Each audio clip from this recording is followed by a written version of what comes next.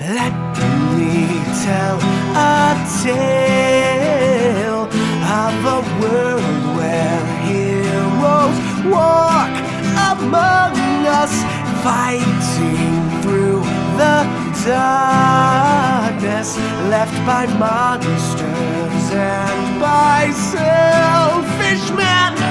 A tale of glory rent asunder, sacrifice and battles lost. Our heroes know not what awaits them, and still they carry on.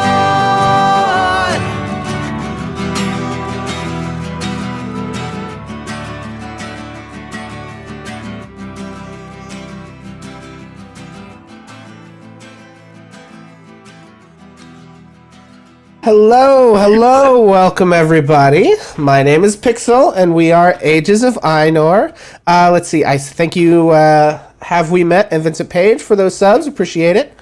How's everybody doing out there tonight? We are Ages of Ainur, and we are back after the emotional roller coaster that was last episode. And we are carrying on with episode 13 of Waterdeep Dragon Heist. So, as always, we're going to get into the game here in just a few moments. But before we do, we're going to go over our usual sort of housekeeping things. So, folks in chat, first things first, please try to remember when we move on to map screens and things like that in the stream that you're seeing my DM perspective. So, you may see things that the players don't see. So, please try not to spoil anything in chat. So, if you see monsters in the next room or things like that, please try not to bring that up until the players have seen it. Secondly, please remember that D&D is a complex game with a lot of rules, and we are improvising a story together as a group at the same time. So, we may play fast and loose with the rules sometimes. We may forget a ruling and have to kind of like make something up on the fly. We may change things in the adventure, etc., etc. So if you happen to know this adventure or know 5th edition really well, and you see us like struggling with a rule, you can bring it up in chat, and if we see it, we'll work from there. But if we, make a call or something and the moment passes, just don't freak out if we don't go back and fix it. So, thirdly, as always, we want to keep this space an open and welcoming place as such a thing as possible on the internet. So, we do try to keep that internet toxicity to a minimum, so we don't put up with any kind of abuse in chat, whether that's to the players on stream, to anyone in chat regarding anything from character choices, knowledge of the gamer rules, identities that they may have, or anything like that. It's never been a problem here before, but we always want to give that disclaimer up front, just so people know what we do around here. We also wanted to let everyone know, this may not be a big surprise, but we wanted to let everyone know that due to his new job, Beast will not be able to be with us from here to the end of the campaign. So I personally just want to say thank you to Beast for everything that you brought to the campaign, and I wish you the best of luck with the new gig. Hopefully once you get settled in with everything, we will be able to find some times to get back on future streams. What was that, Trish? I'm just trying to make a heart. Oh. Okay.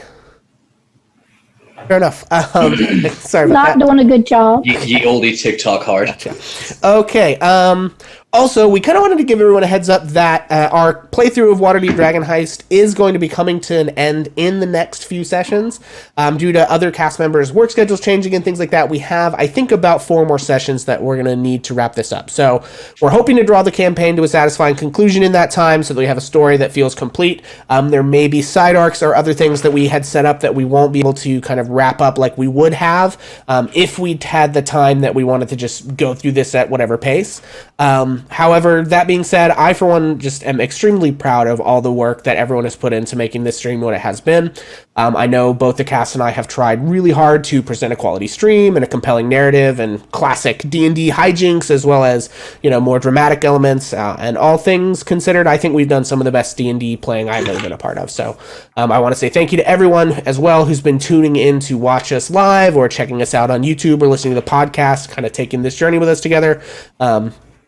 Truly cannot thank y'all enough. So that being said, looking at what's next for Ages of Ainur and the stream. At this point, we have a few kind of possibilities that we're looking into, including some shorter campaigns, possibly like one-shot adventures, like we did with the workshop watches, possibly handing off and having other DMs and things like that. I'm personally interested in looking to maybe doing a new campaign of my own. In particular, I'd be really interested in running a campaign with some newer players. So if you know anybody who might be interested in trying D&D and is willing to learn on stream, which I know is a big ask, but please direct them to our Discord, Facebook, or Twitter pages to reach out. I'd really ideally like to get maybe like 3 to 4 new players to match up with like 1 or 2 more seasoned folks to kind of learn the game. Or if you are a newer player who would like to try this out. Yes, obviously, yeah. If you are a new player, hit up the Discord. Yeah, good call. Thank you. And then including the one-shots and things, there may be more opportunities for like some more players to get involved. We'd love to expand kind of our cast roles. There will be a bit of like a vetting process. We may play some games off stream to kind of get to know people first and things like that before we just throw things up live on the internet for everyone to see. But that is kind of one of the things that Ages of Ainur has always been about, what we've wanted to do with it and haven't really been able to during the pandemic. So we're hoping that the stream and things can help us reach more people to sort of provide more opportunities for people interested in playing. So including the one-shots and things, maybe more opportunities for that. So if you enjoy what we're doing, if you like what you see as far as like the vibe and the RP and stuff goes, please check out the Discord for that as well. It's not super active right now, but we'd love to build that into something where we can like arrange games and stuff, even if it's not related to stream. So rest assured that you have not seen or heard The Last of Us. We all know I can't shut up if you paid me. Even if this campaign is kind of approaching the end. And then just a reminder for everyone, of course, we do release the show on YouTube and as a podcast after each episode during the following week. So if you miss an episode or have to miss part of it, don't fret. You can catch it after the fact if you need to be caught up for the next week if you want to watch live.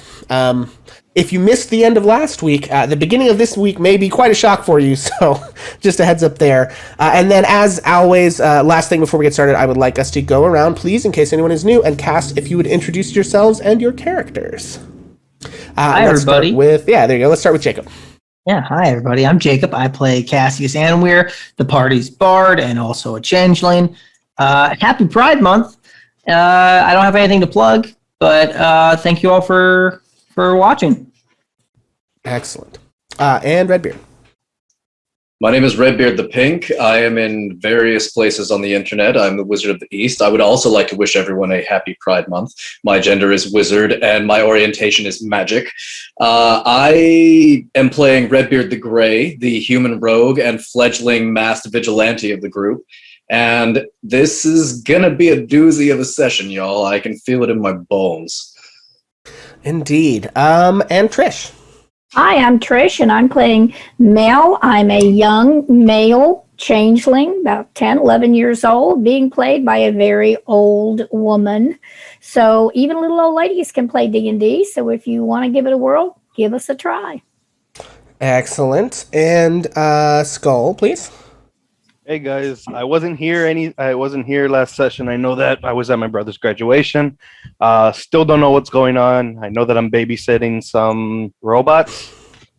Yeah. But I do play Arlo, the warlock, dark elf. But happy Pride Month, y'all, and that'll be it. Excellent. And Beatrice. Hi, I'm Haley Comet. I play Beatrice, the human ranger who has bees, probably about to die. We'll see. This is Nimbus. No. He's adorable. We just got him. Also, that is all. Happy Pride Month. Excellent. Okay, well, without further ado, I'm sorry. Let's jump right into it. Oh no. Somewhere in a stone room, in a moment stretched out to eternity, there is the smell of smoke and sulfur. An acrid burning scent. Pages and alchemic ingredients and wooden furniture are alight in conflagration. 2 men lie on the stone floor, surrounded by scorch marks. Somewhere else, a warehouse is frozen in time. A gray-cloaked figure stands above a man, blood splashed across his face, his hands, his well-worn leather armor, and his blade, which he has driven into the man below him. The man below him, his dark, undercut hair coming loose from the wooden stake he had been using to keep it knotted at the base of his neck, sees nothing from his now lifeless eyes. His hand has just released the grip of a golden rod, the delicate glass orb atop it shattered against the wooden floor as the man twitched violently in his death throes. A bubble of blood he wheezed out with his last breath sits frozen on his lips, like everything else in this unassuming warehouse, in the dock ward of Waterdeep. Now, a charnel house of bloody, horrible death. Nearby, a man lies in the corner of a cage sunken into the floor. His hands and feet and mouth are bound.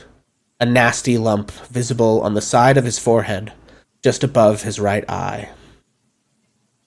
Large iron bars divide the warehouse in two, and just across the iron bars, a woman is locked in struggle in this frozen moment. She is weary from several wounds she has sustained, barely keeping her feet.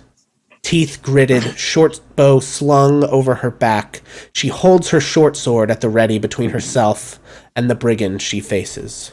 The air around her is filled with thousands of bees. They swarm and crawl on her opponent, stinging an open cut where her sword has just sliced into the man in front of her. A few feet away stand a man and another woman.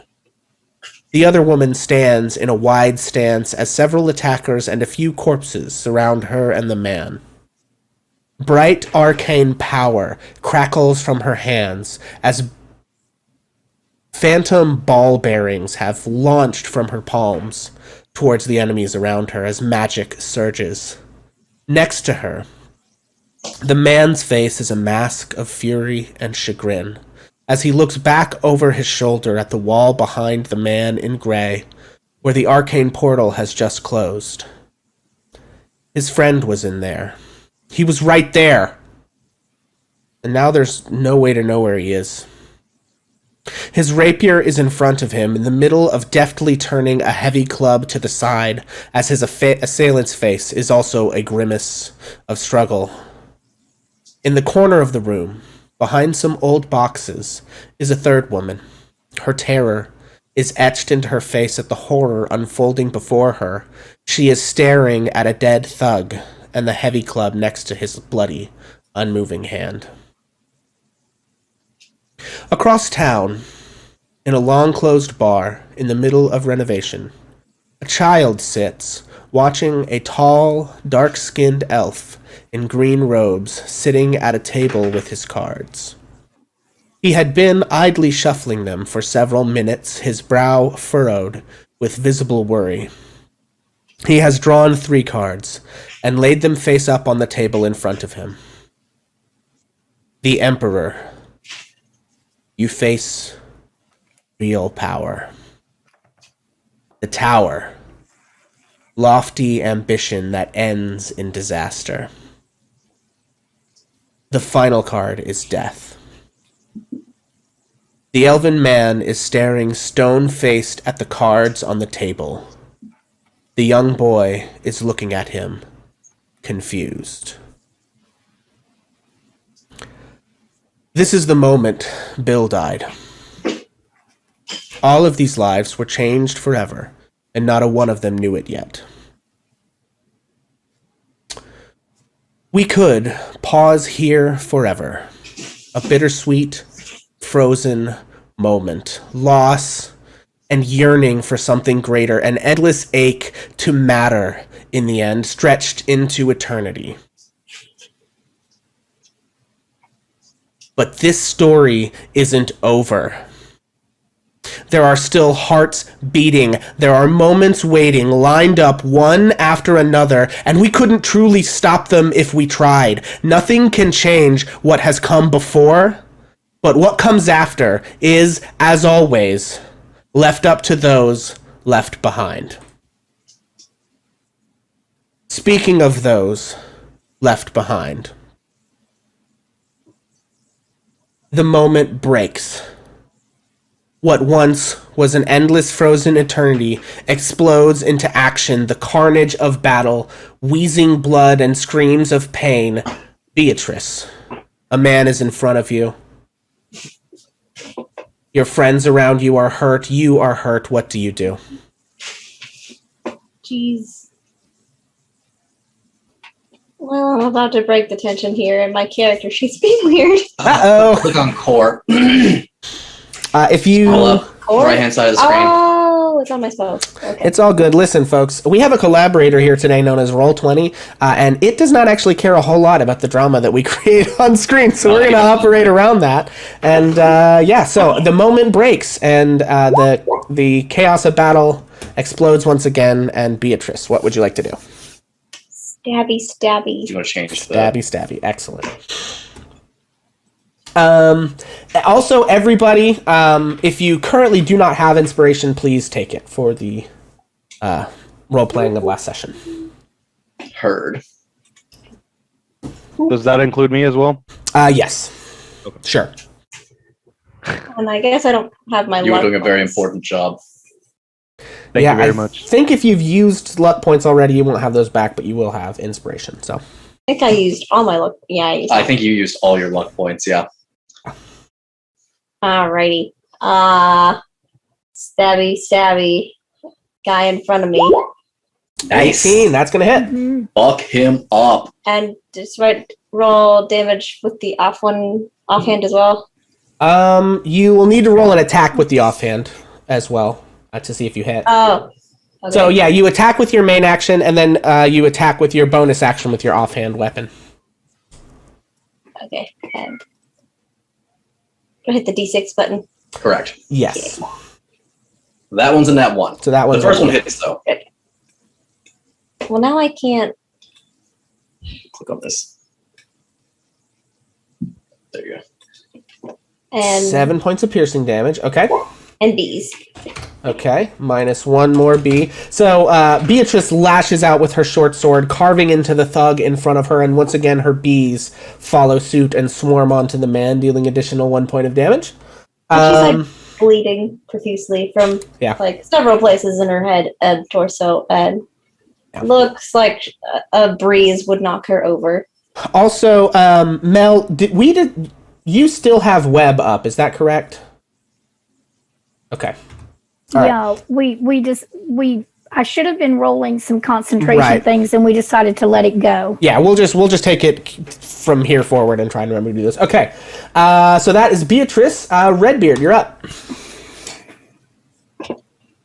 Redbeard stares stupidly at the wall in front of him for a moment, a brief moment, and then whips around and turns his attention to the action behind him.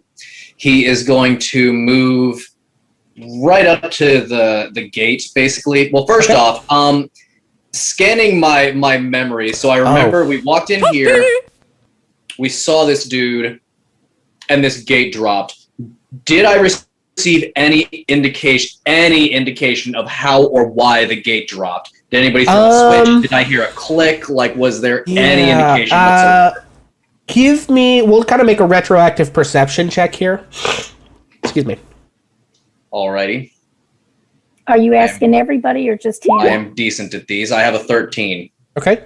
I'll say you noticed that there seems to be a lever on the wall behind you, not too far from where the arcane portal had opened, that he punched or pulled or activated, and that's what dropped the thing in the first place. Can I reach it from the square I'm in? Yeah, sure. Because we'll say it's like right there. I think you can reach over into the next square. Okay, it's going to take my action to do that. Interacting with an object does take an action, yes. Although you check your fast I'm hands, wondering I don't know about if it'll deep, let. though. I don't know if fast hands lets you your rogue thing. Yeah, I'm gonna. Sorry for the book flipping, guys, but I have it marked, so this should not take very long. Fast hand. Starting at 3rd level, you can use a bonus action granted by cunning to make a It's, dexterity sleight of hand it's- check.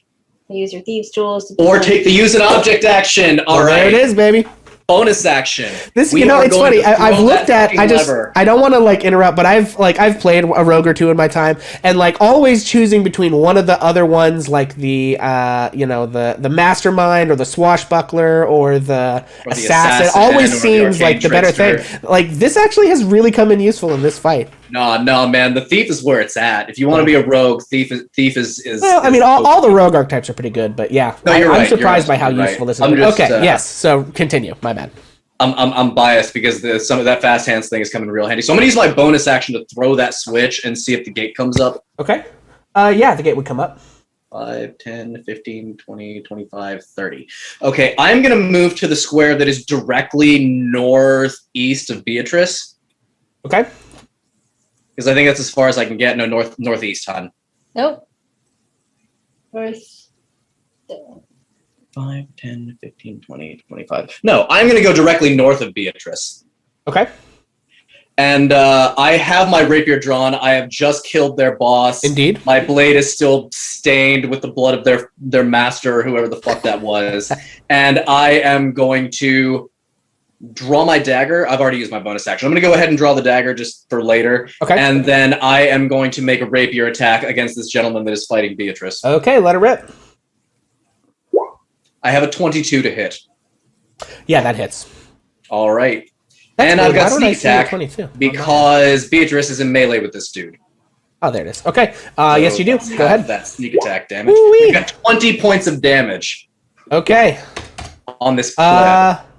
And so Beatrice slashes him, and they're locked in struggle, and the bees are crawling all over him. The grate lifts back up into the ceiling as Redbeard rushes, ducks under the gate, and deftly slides his rapier up into the ribs of the thug in front of Beatrice, who falls dead at their feet. Alrighty. Okay. All right. And the woman in the corner. We pan and we see the woman behind the crates. She sort of takes a deep breath and tries to steady her hands, which are shaking despite her best efforts. She runs out behind the thug, grabs the club, and swings it at the man next to Cass. Need to get her. Oh, damn. Need to get her thing here. That is a 10 to hit. I don't think that hits. Oh no! Yeah. So she rushes up and swings the club ineffectually at the thug, kind of whiffing it as her arms are shaking. And she stands there. Cass, you're up. All right. Cass turns his head back around from the wall, sees the combat is happening, sees this woman clumsily swinging a club, and it's like, okay, I gotta talk over this. And steels himself and looks out at this group of people and says, your boss is dead. There's no one left to pay you. The guards are probably on their way. If you turn and run, I'll let you live. Okay. I'm going to say make an intimidation check. And I'm going to say with disadvantage. Disadvantage, here we go. That's a 13. 13. Damn. Okay. I'm going to make a Constitution saving throw for these guys. I got the chat inspiration, baby. Chat inspiration. Oh, man. Well... They rolled a nat fucking 1, baby. God damn it. Okay. Let's see. So, 1, 2, 3, 4. There's 4 of them left. Okay. Here's what I'm going to do. Okay, you know what? I'm actually going to roll a Constitution save for... Nope, I'm just going to roll a d4. Okay. Ooh, okay. I think with that many... I rolled it at a 3. I don't think one of them is going to stay and fight by himself. So you see that these two sort of they begin to look at each other, and they're starting to lower their weapons. Some of them are still restrained in the web.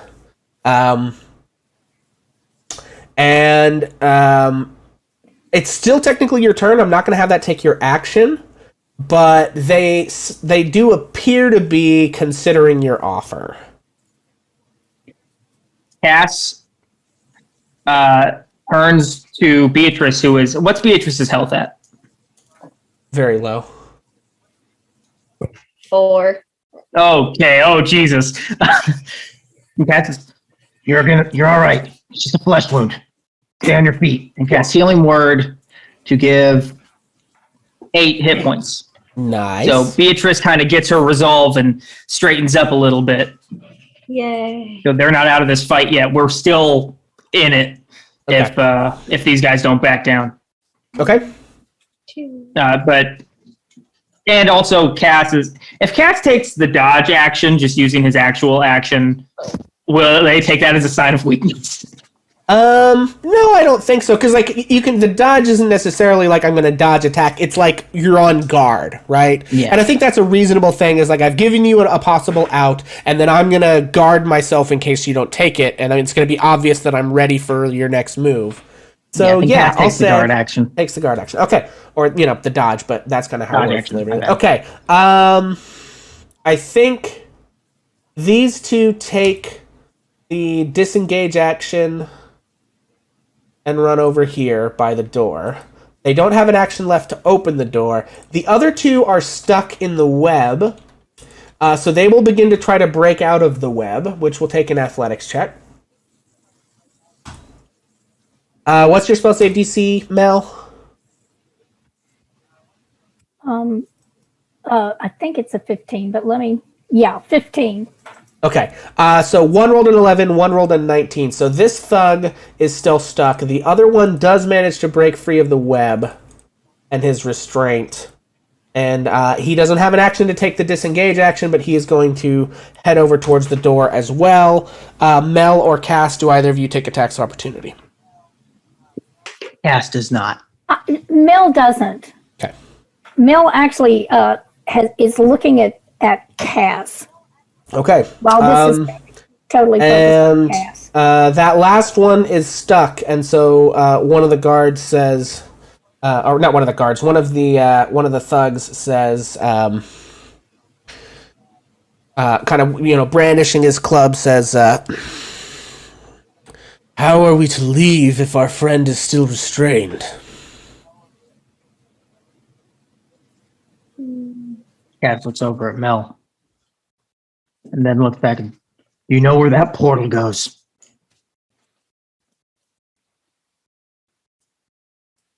I might. 50 gold, if you tell me. And we'll let your friend go. Make a persuasion check. That's a 19. That's a 19.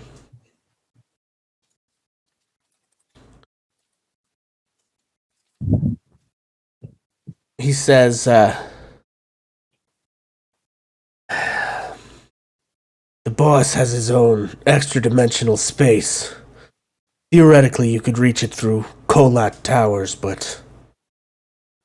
And he sort of looks around at you all, breathing heavily and wounded, and says, you're no match for him. Cass grits his teeth, pulls out a sack of 50 gold and chucks it over and looks at Mel and says, let him go. Okay.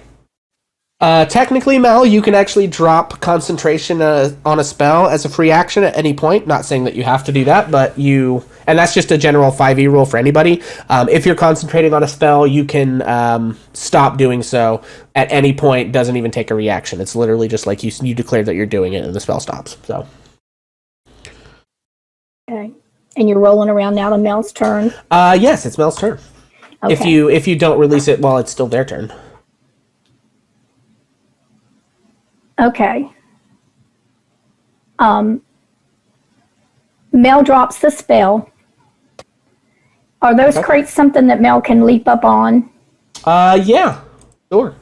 Okay, Mel leaps up on this check. She looks at all 4 of them and she says, she slaps her armor, which has the spider on it, and she says, "You've made my spider angry, and he's headed your way." And she uses prestidigitation to make the chittering sound of a spider to make them think that somewhere around the behind her, over the edge, like even coming around the window where the animal is, where the cages are, there could be a spider headed their way. Okay.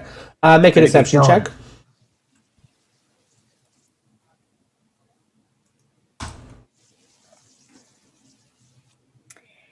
It takes me a minute. I'm sorry. Deception. 18. Okay. Yeah, they begin to look fearful and shifty.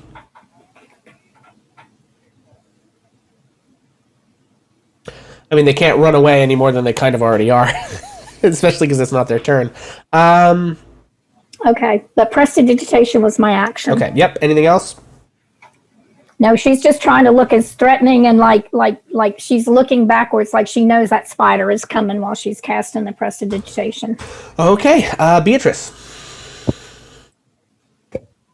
Remind me Beppis' wife's name. Bella. She'll say, Beatrice will say, Bella, and like nod her over here, and we'll start heading towards the cage where Beppis is. Okay. How far can I get? Hold on. We still can combat. Sort of, yeah. I mean, it looks like combat. So we can just ask this: is it the intention of everyone in the party currently who is here in this warehouse to not attack these people as long as they leave and don't try to attack you? Yes. Correct. Okay. So with that, we can, I think, end initiative because they are going to flee as quickly as possible at this point. As soon as they have opportunity to do so, and Bella would follow Beatrice over there. So we're going to come out of initiative, and you guys can sort of begin to freely act as you will. Cass runs over to that scepter that is busted. Yeah, okay. Grace sees Cass going to pick up the scepter, and that was his intention as well, but since somebody in the party is going to get it, he's just going to start wiping his blades off and putting them away. Okay. Mel, what about you? Okay, Mel runs towards the door to be sure that they're going away and to see what she can see outside in case they are going to get reinforcements. Okay. Yeah, so you look out and you see the empty Dock Ward street. It's pretty well cleared out. I believe Cass had cast a thunder wave or two, so there probably were some loud noises, and so you can probably guess that it won't be too long, because you've been in this situation a couple times. You have a few minutes maybe before guards get here. The response time here in the Dock Ward, not great, right? Mel's going to turn around and holler, "It's clear for now. We need to get out of here. Get him and get out." Okay, Beatrice and Bella head over towards the cage with Beppis in it. Redbeard's going to walk over there as well. Okay, sorry. Yeah, Redbeard's going to walk over there as well. He has picked the lock and knows the gate is open, so he is just gonna fling open the trapdoor to Beppis' cage and hop down in there. Okay. Since she's out of the room, there she is. Okay. So yeah, Red, Bella, and Beatrice are over at Beppis' cage. Red has hopped down into the cage with Beppis. I'm going to go ahead and take the gray fox mask off. Okay. And stow it. And then I am going to kind of, I'm going to cut his bonds.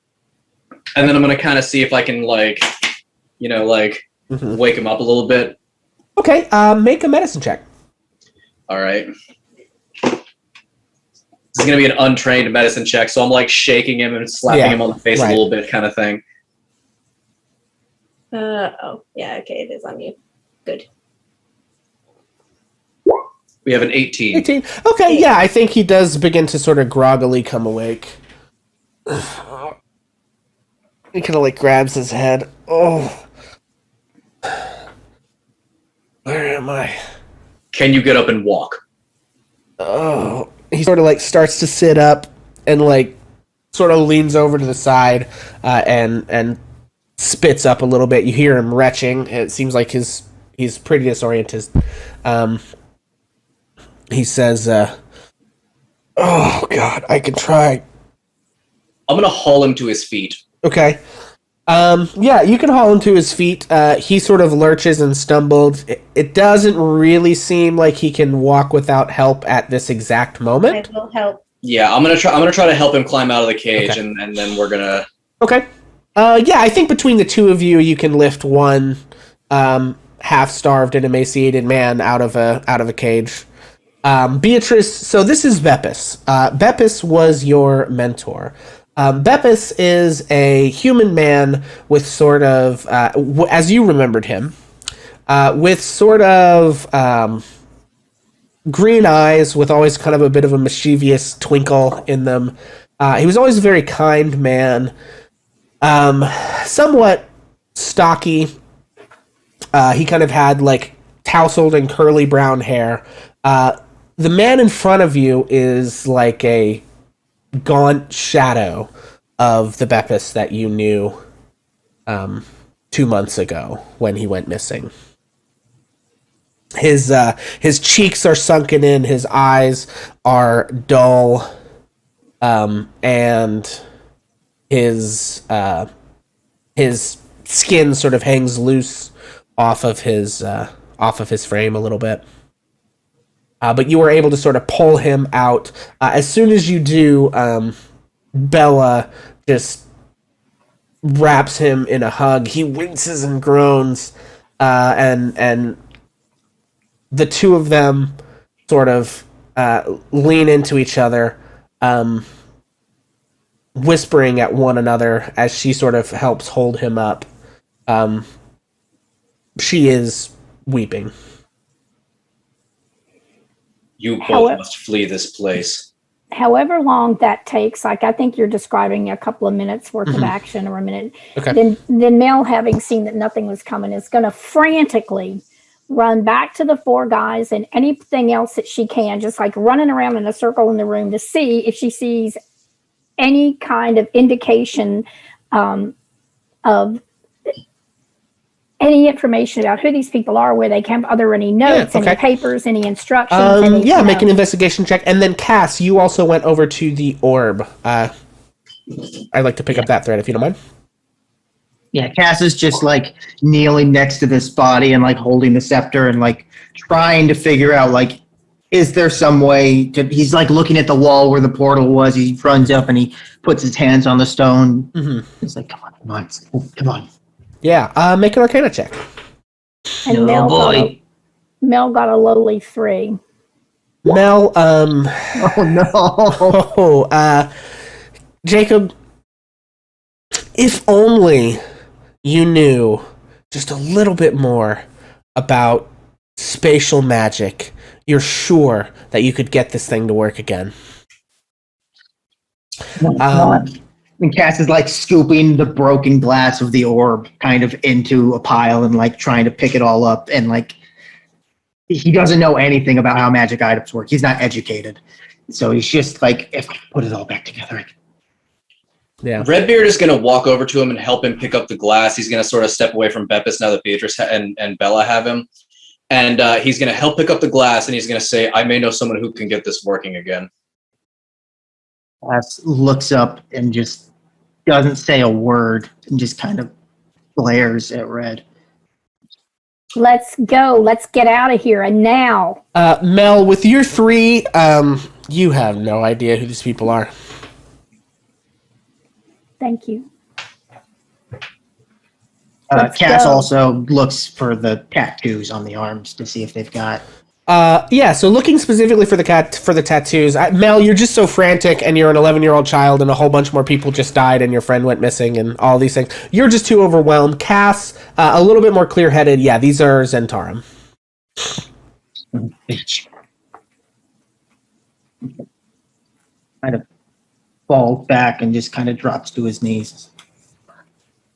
I'm sorry, are they Zentarum or are they Xanathar's guild? These are Zentarum. They are Zentarum, okay. Cass, we need to go. Bring it with us. Maybe the robots can fix it. We got to go. We got to get out of here. We're all going to die. Get that man and let's go. Mel, calm down. We're not going to die. We do need to get out of here, though. Mel heads for the door. Okay. Mel, you exit onto the suspiciously empty street of. You're right up on the dock portion of the dock ward in Waterdeep. Well, with my knowledge of the city and ability to move, I would know, how to get out of there. Yeah. So I'm going to duck away close by, watching to see how soon my friends get out of here. I'm not leaving, but I'm ducking around the edge of the building or something behind a barrel, just looking for a hiding place, trying to dissolve into the evening. Okay, make a stealth check. Everyone else, what are you doing? Me and Bella are probably like on either side of Beppis, hobbling him out of the warehouse. Yeah. Okay. Oops, I got too many. Mel rolled a 19.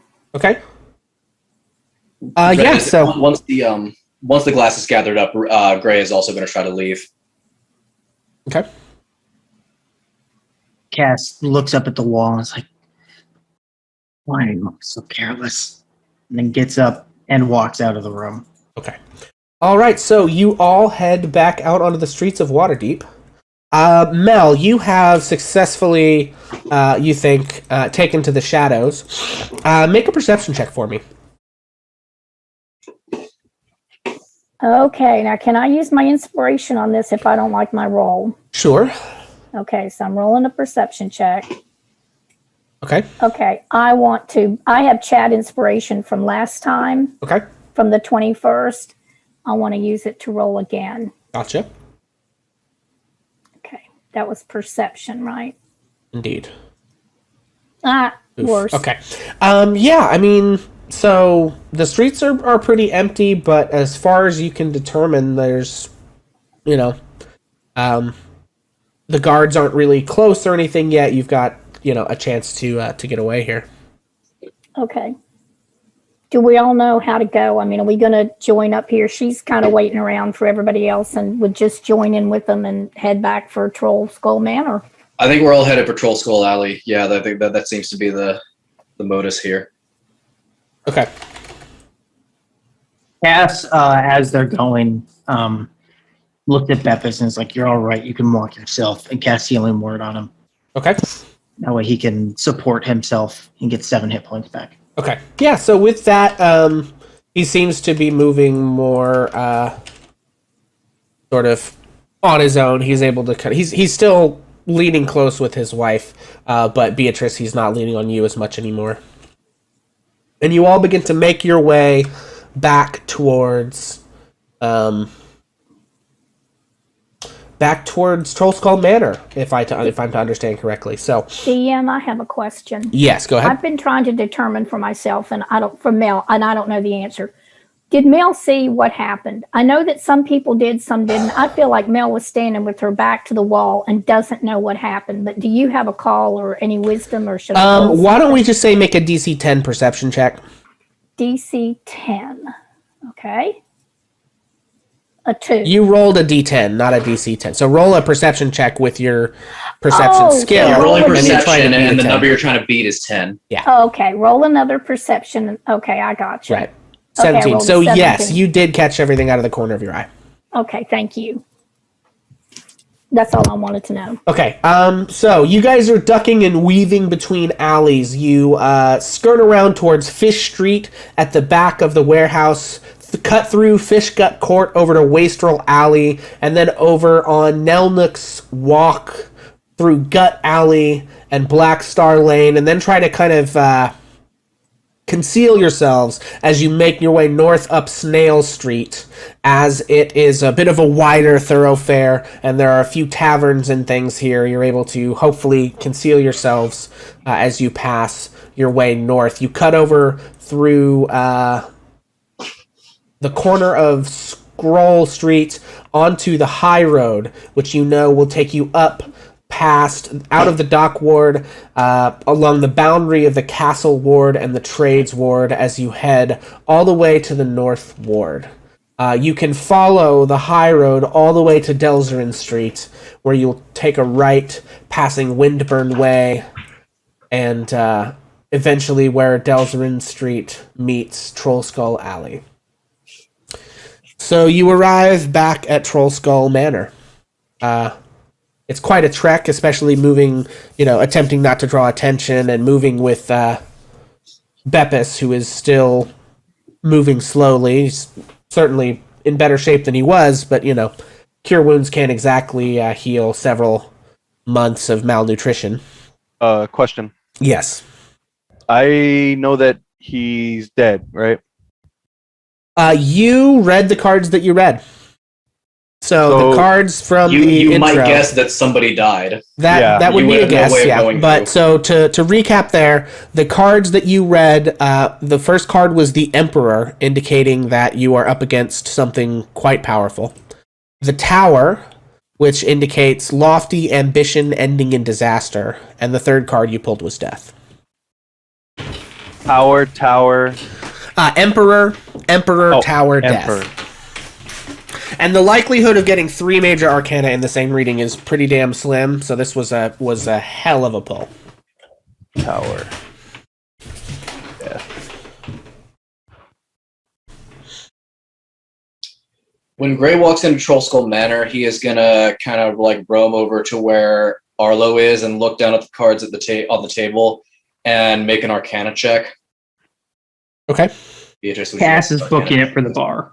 And as soon as he gets here, he's like shaky hand pours himself a drink.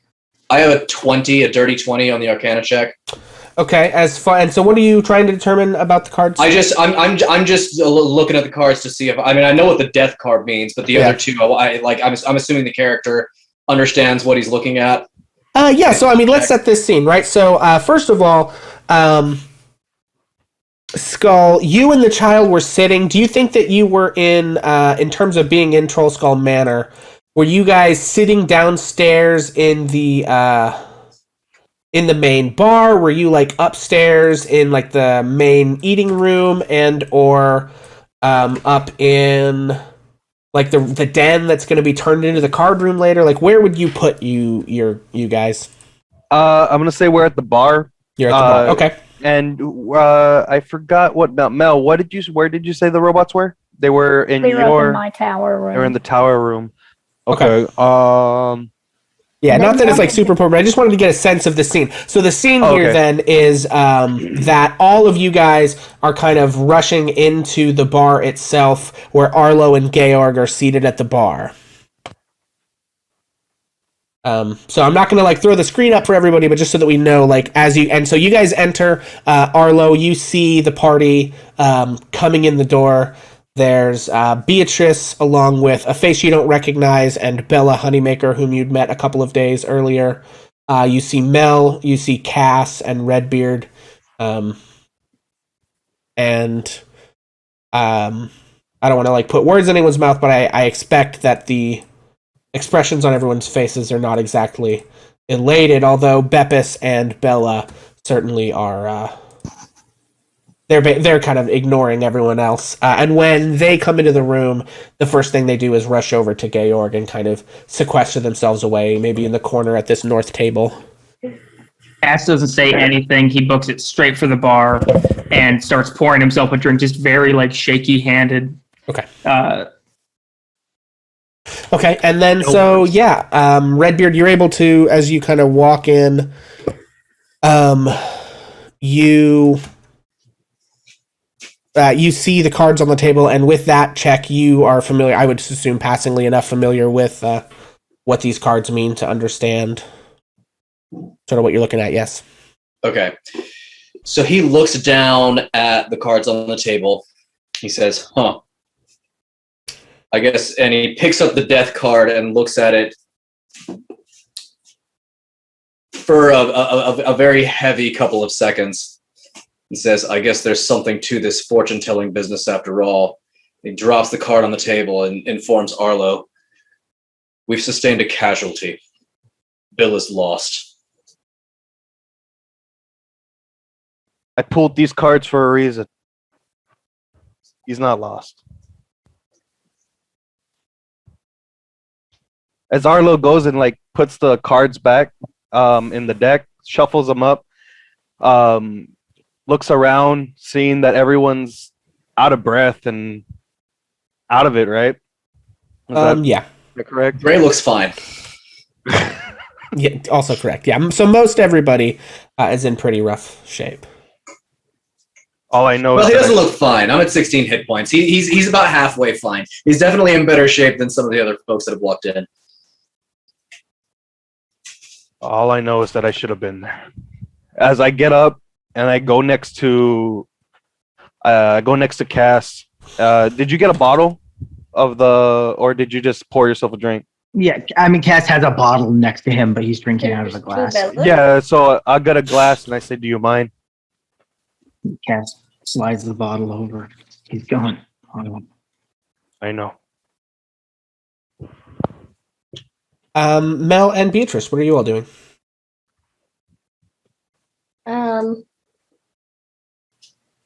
I'm checking up on Bevis and his family. Make sure that everybody is more or less okay. Mel walks up beside Cass and sits on the stool and says, "He told me he would always be here for me. I guess not." Something I learned. Starts to cry. Cass puts his drink down and he puts a hand on Mel's shoulder and it's, there's something I learned a long time ago. Yeah. No one's there forever. No one what? No one is there forever. No. They'll be there with you. And then one day, they're gone. Yeah. Well, and in some cases, you're there one day and then you're gone. So. Cass takes a drink. I don't think that would help me, but I really wish it would. Cass, I think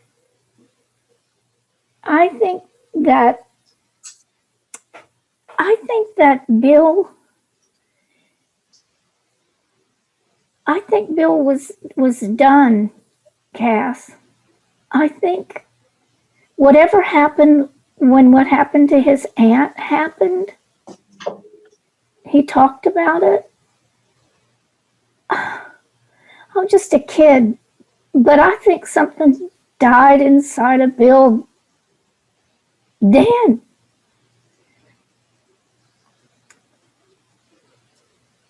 That's what I think. And he just chucks his head and wipes his nose with his fingers, and then he wipes his fingers on his sleeve.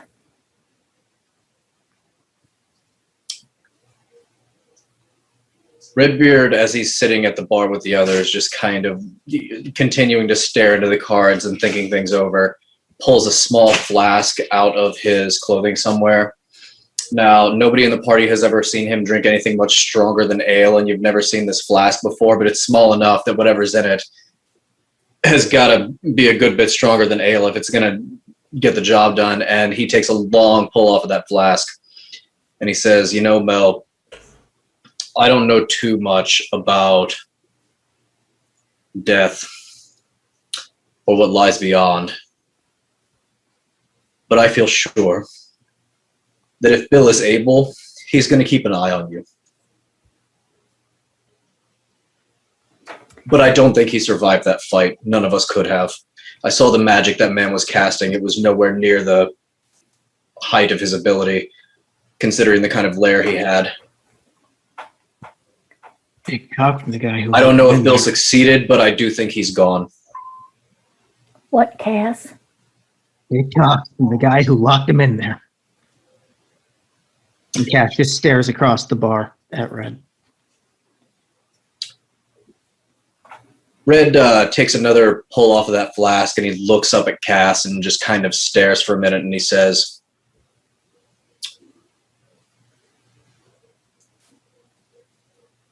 So I'm assuming you blame me for what happened then. I absolutely blame you.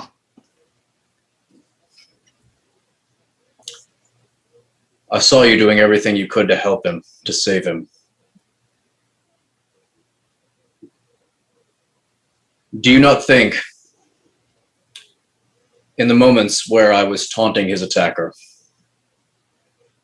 and killing his accomplice, do you not think that I was doing everything that I could to save Bill from that man without walking into that room myself and leaving the rest of you behind? His accomplice surrendered. He wasn't fighting. He wasn't a threat. He was You killed a man who wasn't fighting because you're a psychotic murderer who thinks he's a good person. I'm gonna get up and I'm gonna say, Mel, you want to go see the robots? Or the, what are their names? Nimble rights. Nim and Gizmo. I'm gonna say, do you want to go see Nim and Gizmo? No, I don't think so. Thank you. That's fine. Bill might have been a killer, but at least he knew what he was and he didn't try to fight it. He had the veneer of being a hero. Cass, we're all killers in this room, and I killed that man in hopes that it would distract that other person from what he was doing to Bill. And there's no way that I could have known that that portal was going to close when I did it. But if you need someone to blame, go ahead and blame me. I don't give a shit. Redbeard's going to take one more pull off of that flask and then walk out of the bar. Okay. Cass. I'm sorry, Mel. Beatrice. Cass. No, Mel. I'm sorry. Beatrice. So you, while the rest of this is kind of happening, you are over with Beppis and Georg and Bella. And so they have mostly sort of dissolved into like a human puddle of like hugs and tears. You can see that Bella is like fussing over Beppis. She is like, kind of looking him over. You see her eyes constantly flicking to his sunken face, his sagging skin, the bruise on his head. She's like pulling up his shirt and like looking. He's trying to like stop, but she's like looking at him. It seems like maybe she's so overwhelmed she doesn't exactly know what to do. She's just kind of gone into this mode of like just needing to make sure that he's okay. And so amidst the sniffling and snotting and crying and numerous just, I'm so glad you're okay, and I never thought I'd see you again. And Georg is just wailing at this point, just crying because he's a small child and doesn't have any other response to stimulus, basically. And this is sort of what's going on as you approach, and they, after a few moments, sort of turn their attention to you. What do you do?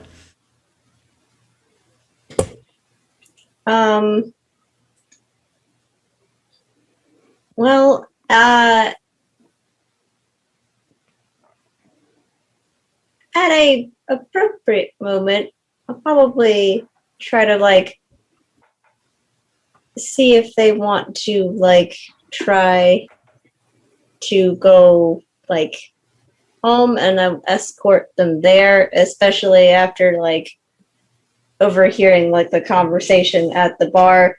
Like when Cass laid into Gray, she's gonna snap a look at Cass but say nothing and like go back to like tending. Yeah, she's gonna be like, hey guys,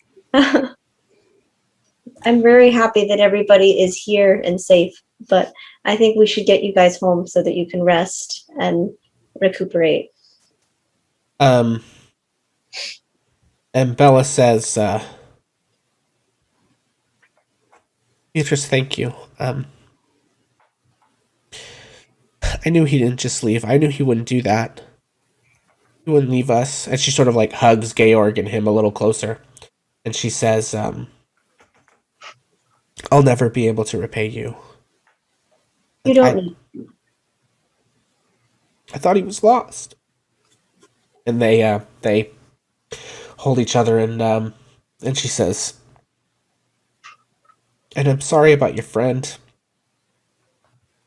I am sorry that you lost him helping me. I think it seemed like he had some other, I don't know, business going on with those people, but none of you would have been there if it weren't for us. And I I don't know that we deserve to be helped like that, but all of you did that anyway and risked your lives for us. I don't know that Bill necessarily wanted to die in that fight, but I know that I can tell at least that he wanted that confrontation to happen. He seemed to know the guy that he got trapped in that room with. And I don't know how it went, but I hope that in some way he found peace. And she says, I don't know that we're all exactly thinking straight, but, I don't think we should go home in case they come looking for us. Oh, Maybe let's go. We'll find an inn and stay if you'll accompany us. We'll take a few days and feel things out. okay. Yeah, and so the four of you, Bella, Beppis, Georg, and Beatrice, head out into Waterdeep, searching for an inn. And you make your way to probably the nearest inn would be the Sword Maiden, maybe in the North Ward. It's a few streets over, and it would do in a pinch. So you all make, and it's kind of halfway between here and the north part of the Trades Ward where the rest of you live. So it's a decent enough sort of stopping point for you. And Mel, as they are getting up and kind of making their way out, you were, I think, going to say something to Cass. Cass, I am just a kid. I'm a pretty powerful kid sometimes, but I'm just a kid. And I know you look out for me. And I know in the thing that just happened, and the other night, the one before that, the one when we went after the Nimblewright, I know that you tried to protect me. Because, you know, I'm just a kid. So my going there, not being a grown-up, just being a kid, it really put you in a really bad position, and you almost died, and you had to keep fighting because you were trying to keep me safe. So do you blame me for that? Does that make me bad? Does that make me a terrible person? No. It's wrong. You can Cass, fight. we're in the middle of something. We don't any of us know what we're doing hardly. We're doing the best we can here. We're all doing the best we can, Cass. I really like you a lot, and I really look up to you. But when you're all vicious, mean, mad like this, Cass, when people are trying to do the best they can, then we're gonna fly apart, and ain't nobody gonna be taking care of anybody, Cass. And you're right, nobody will be there for anybody. So you're really mad, and you wish you could have done something, or maybe somebody else wouldn't have done something. But Cass, we're doing the best we can. That's all I gotta say. I'm gonna go to bed. Cass nods. I'm gonna jump in here as well and look at Cass, and I'm gonna say I should have been there. I shouldn't have been babysitting. You didn't know. Oh my God, it's fine. That's it, Kaz. He didn't know. We didn't know, Kaz. It's only after everything's over that you know. Kaz takes a really deep breath.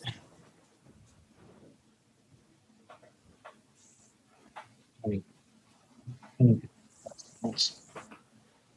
I'm going up to Bill's room, seeing if I can find something from him. I'm gonna go and join him as well. Mel's going to her room. His room, her room. Okay. And there's I something have Mel kind of wants to do when it's Kinds her of people turn being on again. here. Okay. Okay. All right. Well, let's start with first, real quick. Anything from Redbeard or Beatrice that you need to interject before I jump into these other scenes? I am when I get Beppis and family to the inn that they want to get to, I'm going to give them, let's say,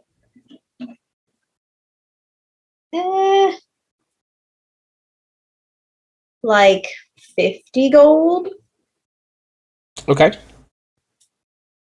so that they can get what they like food and like just a lot of food for Beppis. Yeah. Still have 80 gold left.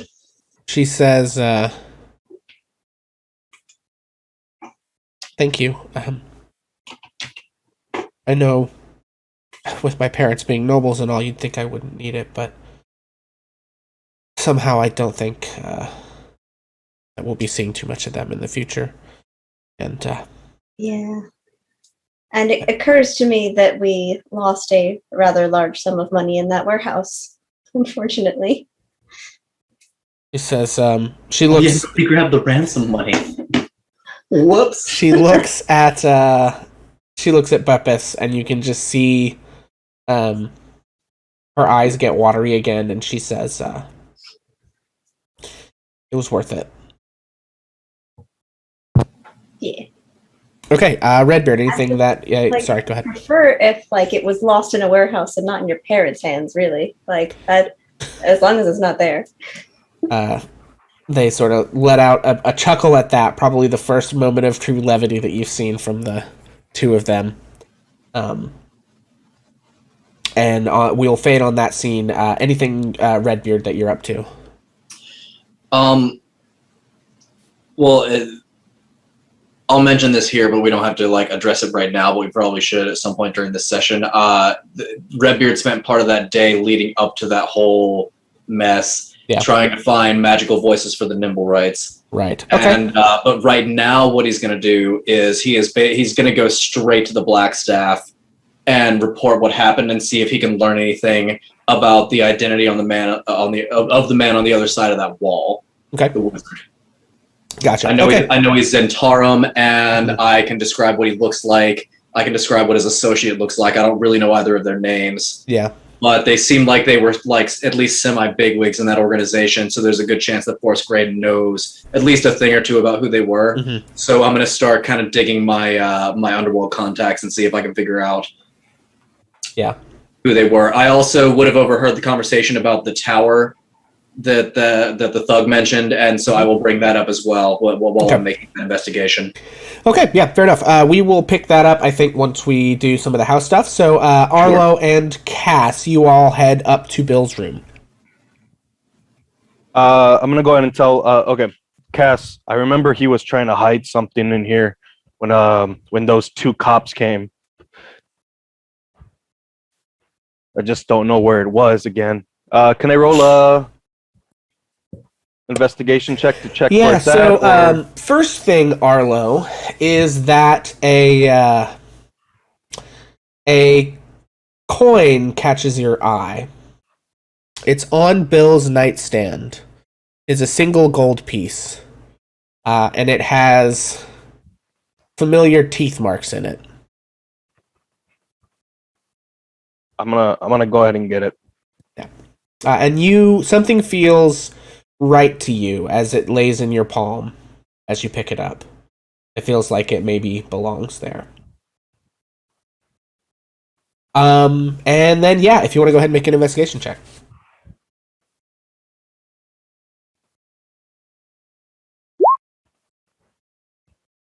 Go back over here.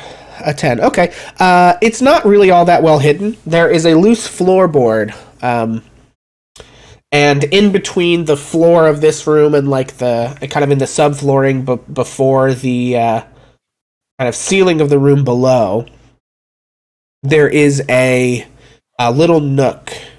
It seems like, due to the dust pattern, that there were a couple of other objects here that had been removed, but you do see 2 small books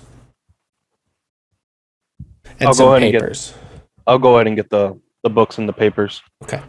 And I'll go ahead and pass one to. Oh, what are they? So one of them is a small ledger list, and it says accounts at the top of it, and you can see a listing of several, entries.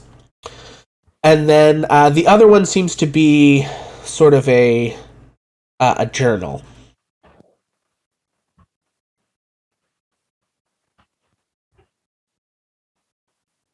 Cass, you know anything about these? No. Yeah, Arlo, you look carefully at the accounts, and you see the entries. The first one listed says compliments: 2 gold, 8 silver, 7 copper, dash, Arlo. The second entry says being a cop: 3 silver, dash, Gray. The third entry says piggyback ride: 4 silver, 1 copper, dash, Arlo. The fourth entry says protection. You can see it says 14 gold, and then it's scratched out and says 2 copper.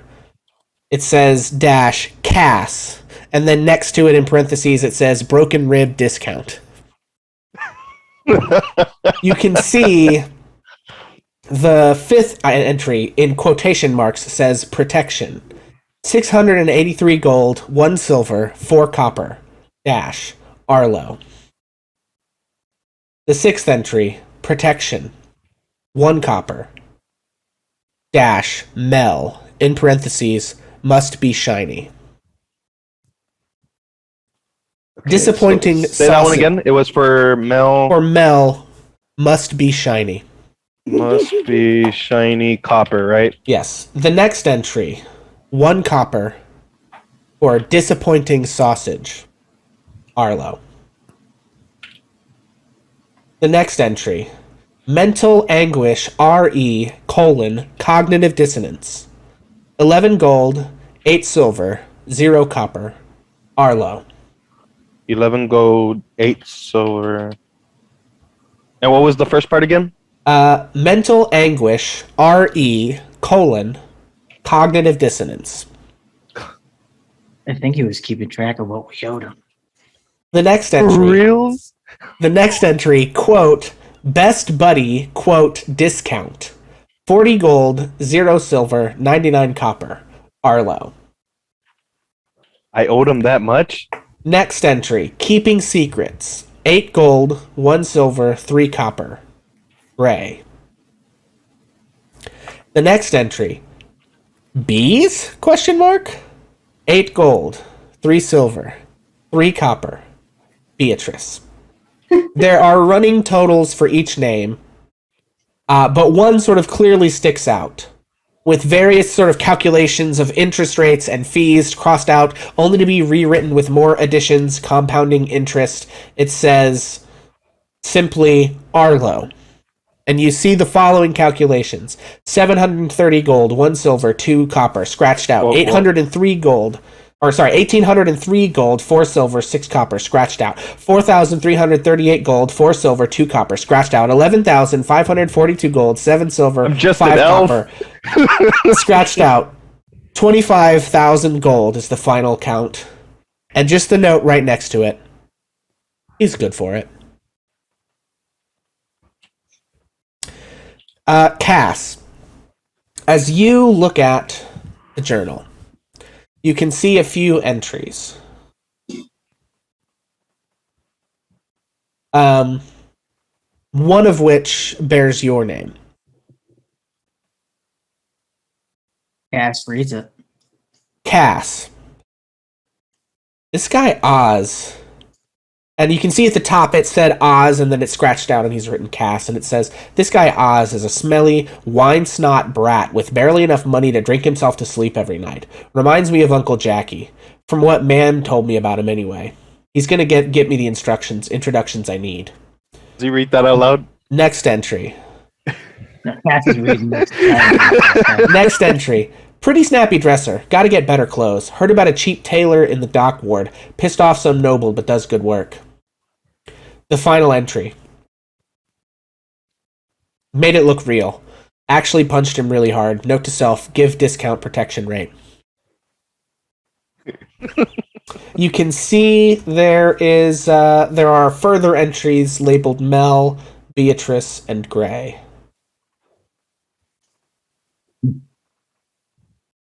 I think everyone should get a chance to read on there. The Bill had something to say about all of us. Except, well, I mean, he didn't really. I don't. There's no Arlo. No. Wait, what do you mean? There's no Arlo? Yeah, Give me there's the no book. Arlo. So you pour through it. I'm gonna snatch the book out of his. Yeah, you snatch it. No, you see a page labeled Oz, scratched out labeled Cass. You see a page labeled Mel, one labeled Beatrice, one simply labeled Gray. I mean, you did have the accounts. Like he pretty blatantly said that he liked you in the accounts. What do these accounts mean? Do we owe him? Does he owe us? Well, I mean, I don't think anyone owes anything to anyone regarding Bill at this point, except maybe some respect and some semblance of a funeral. Revenge. Revenge. I look at Cass and I'll be like, we'll get the person that did this. As I get up and I start looking at the bented coin, it has the teeth marks of him, right? Yes, it's got Bill's teeth mark in it. I wonder what this does. And I go ahead and put it in my pouch. Cass kind of reaches out for the journal. He's like, I'm going to go give it to Mel, and I think I'm going to let everyone see this. Let's do it tomorrow. Looks like everyone's going to bed right now. Yeah. I don't know that Beatrice and Gray really have reason to want to go back. Yeah, we'll be everyone. And Cass looks around the room and is, I really wanted the attic room before Bill. Oh no! I look. My man's hasn't even been dead for You're 6 welcome. hours. Just I the whole love thing's it. my fault. Oh my god. I'll look at him and be like, well, now it's a perfect time, but don't tell anyone. As I just and I don't know anything of it. So Is there a skylight in this attic room? Like a window that leads to the roof? Let's take a look. No. So Oh. you're basically, there are windows looking out over the rest of the thing, but the room that had the access to the turret is actually Mel's room, which is directly below this one. Okay. Basically. Are the windows at least at a curve of like the paneling of the house?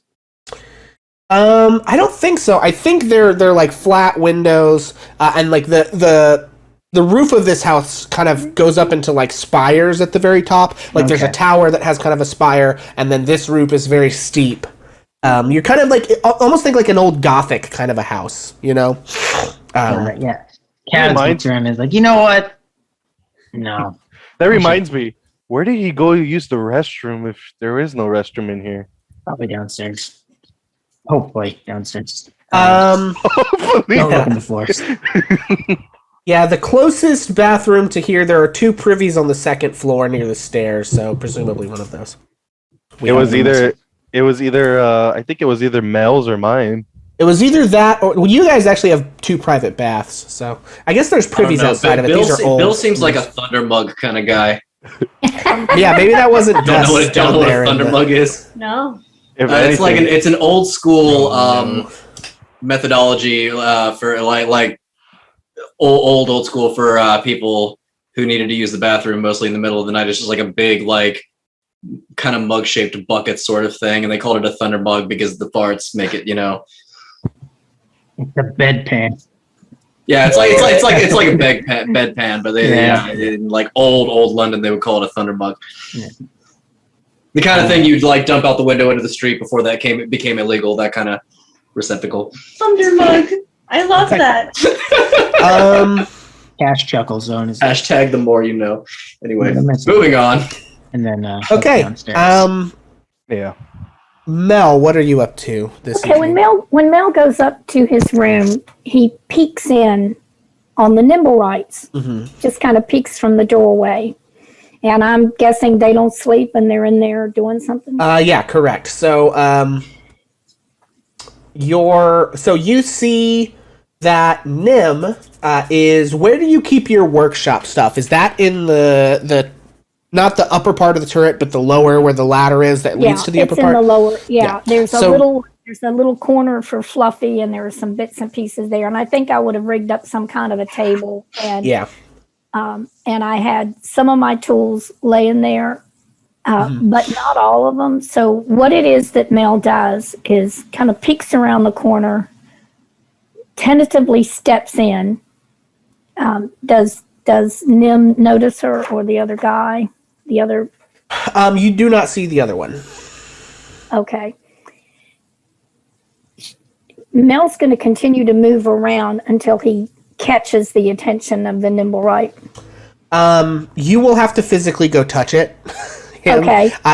He is like he's in your room looking through your tinkery stuff. Given the Okay. amount of time that you were gone, like he has sort of picked some things up and examined them and set them back down. Okay. Then Mel But is does sort of that, goes in absorbed in that. and reaches out and touches him. Yeah, so he almost kind of jumps and looks over at you. Mel nods and kind of does a tentative smile and reaches into a pocket. I think he's let his mage armor go. It's all gone now. He reaches into a pocket and he pulls out the couple of extra tools that he was able to purchase. There's a special tiny little screwdriver and some screws he's picked up and just some things. And he just kind of lays it out in the midst of everything else, like, here's this, I hope you can use this too, and nods at the Nimblewright, and that's it, and then turns around and goes back to bed. Okay. Yeah, so he does pick up the thing and looks at you for a long moment as you kind of climb into the bed and then turns back to the table. Okay, Redbeard. So I think the first thing I want to handle is the Blackstaff. All right. So you make your way to Blackstaff Tower, wherever that was, which it's been so long since we've been there, I hardly remember where the heck she lives. Give me just a moment to go find that information. All right. I need this one, I need that one. Yeah, okay. It is called Blackstaff Tower. Okay, so yeah, Blackstaff Tower, which is in the Castle Ward, which is just north of the Dock Ward. Blackstaff Tower. Oh, there it is. Okay, so it is pretty far on the western edge of the city, just inside the bounds of the city, away from kind of the last little cliff wall at the foot of Mount Waterdeep's kind of northernmost edge, and right off of Sword Street and Tharlian Street. And so, yeah, you make your way over there. You see the guards who are still guarding even at this hour. And they recognize you and nod you through. And you make your way in. I think you head towards the Blackstaff's tower room, and you can see, even at this late hour, there is a light on coming in under the door. What do you do? Is this place guarded? No, she does. So normally there's like a receptionist sort of in this area, but at this hour there wouldn't be one. Okay, but there is a light on, so I'm just gonna walk up to the door and knock. Yeah, a few moments pass, and then the door opens in front of you, revealing the Blackstaff in her office, seated behind her desk, seemingly engrossed in papers in front of her. You can see several scrolls and things piled up. Her staff is kind of leaning against the wall behind her, the eponymous Blackstaff itself, and she looks up and says, Gray, what are you doing here at this hour? My friends and I have just had a run-in with the Zentarum Guild, and I believe one of us is dead. Oh my goodness. I'm sorry to hear that. What happened? And she sets the scroll down on the desk in front of her and gives you her attention. We were attempting to retrieve Bepis the Honeymaker from the Xanathar's Guild, and everyone was attacked by Zentarum, and Bepis vanished. We managed to track him to a warehouse in the dock ward, where we encountered several Zentarum thugs and two individuals I am unfamiliar with, but I think the Force may have some knowledge of them, and I would like to know who they are and where I might find them, if possible. One of them was a highly trained pugilist, rather well-dressed individual, fond of brass knuckles, close-cropped hair, beard. The other was a wizard with his own extra-dimensional space. I don't know how high up they are in the organization, but I believe the wizard killed my friend. I'm told that his space can be accessed through whatever the name of the tower was. Yeah, Colot Towers. And I guess I'm mainly just here to see if you know anything or can point me to the corner of the Force that knows anything. We did retrieve a magic scepter that I think may be able to open a portal into this space, but it was destroyed in the conflict. If we could reconstruct it or find that tower, we may be able to track this fiend down and bring him to justice. Okay. So she says, well, Colot Towers is a well-known location in Waterdeep. It won't be hard to track, but it's been defunct for quite some time, although I suppose it does make sense they might have set up shop there. This pugilist, and also Red, the pugilist is dead. He's the man that you stabbed. Right, yes. Yeah. No, I'm aware. And she says, this pugilist, did he wear a wooden stake in his hair?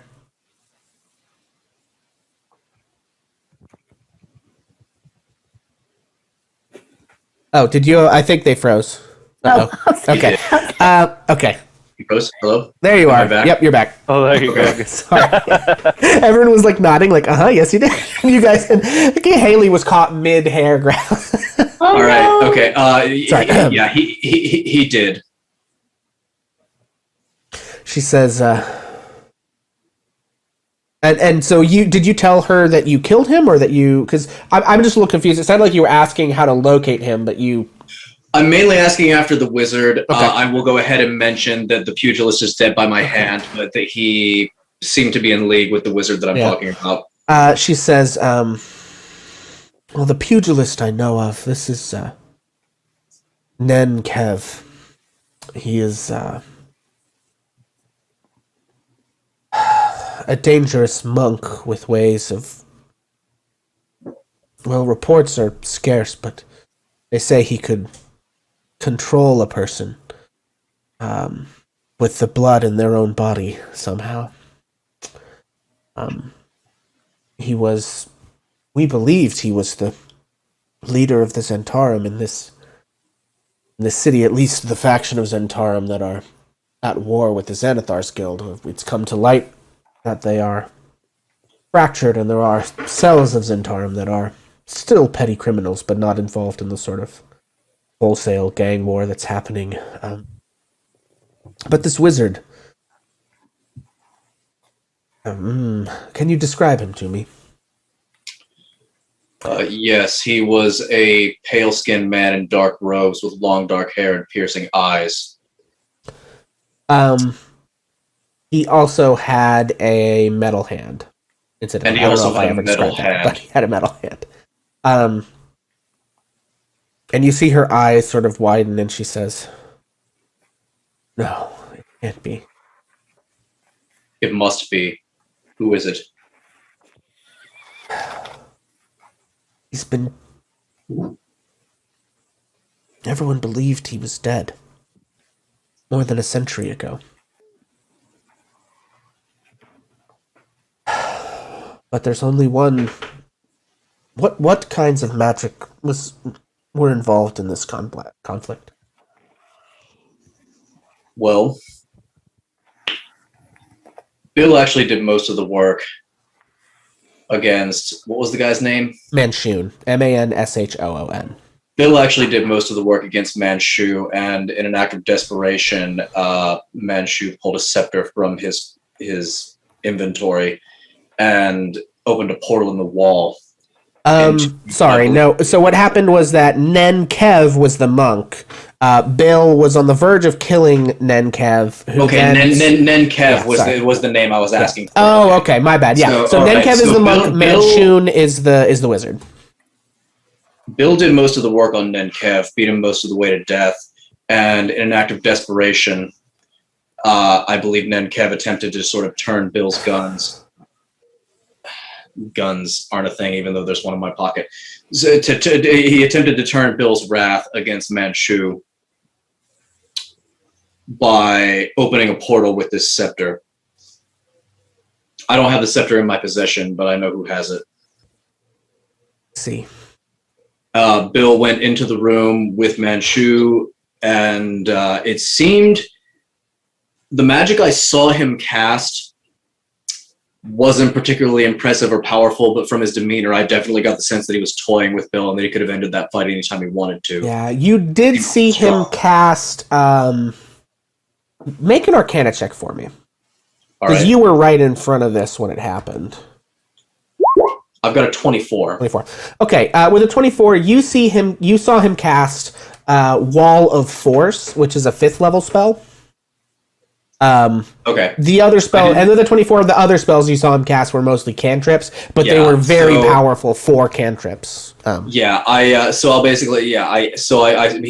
seemed to be toying with Bill. He mostly just cast cantrips in that fight, but he used Wall of Force to lock the rest of us out of the room, which I know is a rather powerful spell.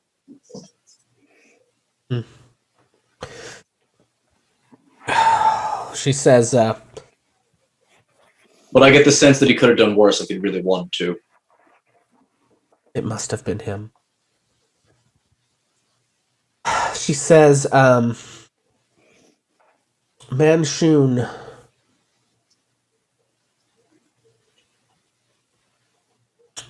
The original Manshoon was one of the founders of the Zentarum.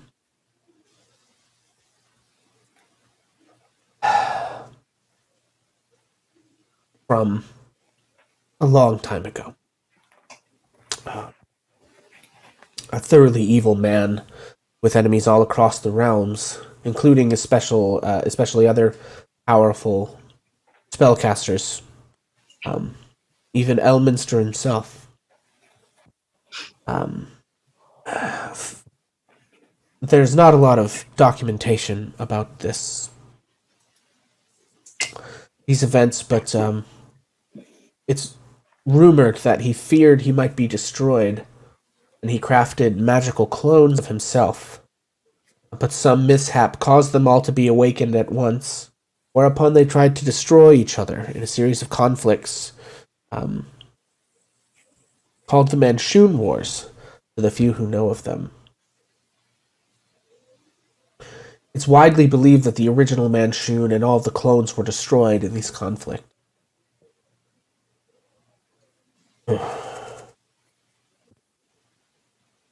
Apparently not. He would be an archwizard.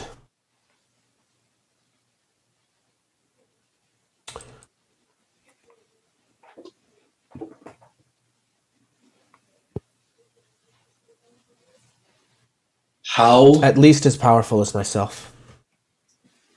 how do I kill him? She says, I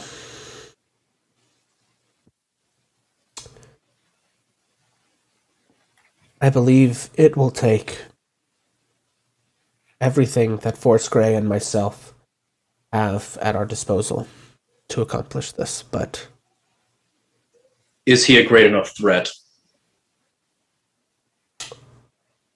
yes. I thought that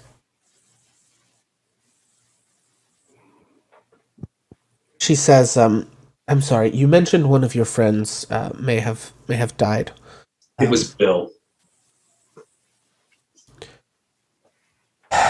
Shit. I believe that one or both of the bosses that we encountered were involved in the death of Bill's Aunt Lily. She says, I approached Bill while he was in prison. He's always had a bit of a temper, but rumors came to me that he had attacked several Zentara members while in prison. I thought perhaps he could be relied upon to infiltrate them and spy for us. I always knew he had a desire to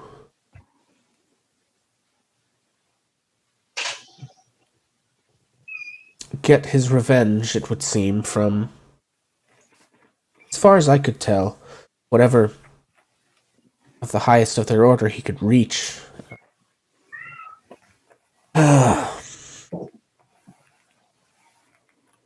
And he was doing his job well, I suppose. He had let me know that he had made contact and begun to infiltrate them. I suppose this was just bad luck that he ran into them and decided to take things into his own hands. But,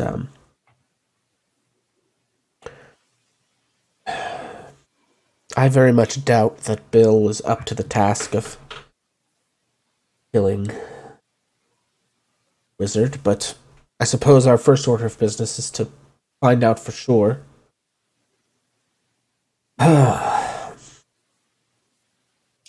If he's as strong as you say, as much as I hate to admit this, but if this person is strong as you say, I doubt anything Bill could have done would have destroyed him. Redbeard's going to take the gun out. Do you know what this is? Rumors have come to me of weapons matching that description. Well, I know what it is. I'm not sure why I know what it is, but I know what this thing is. When we find him, and when we bring him to his knees, I want to pull the trigger. This thing has one shot in it, and it's got Manshun's name on it. I just want to make sure it reaches him. She says, well, you've given me a lot to consider. You and your friends should keep safe. I've got to see what sort of aid I can gather if we're going to do a full-on assault of Kolot Towers.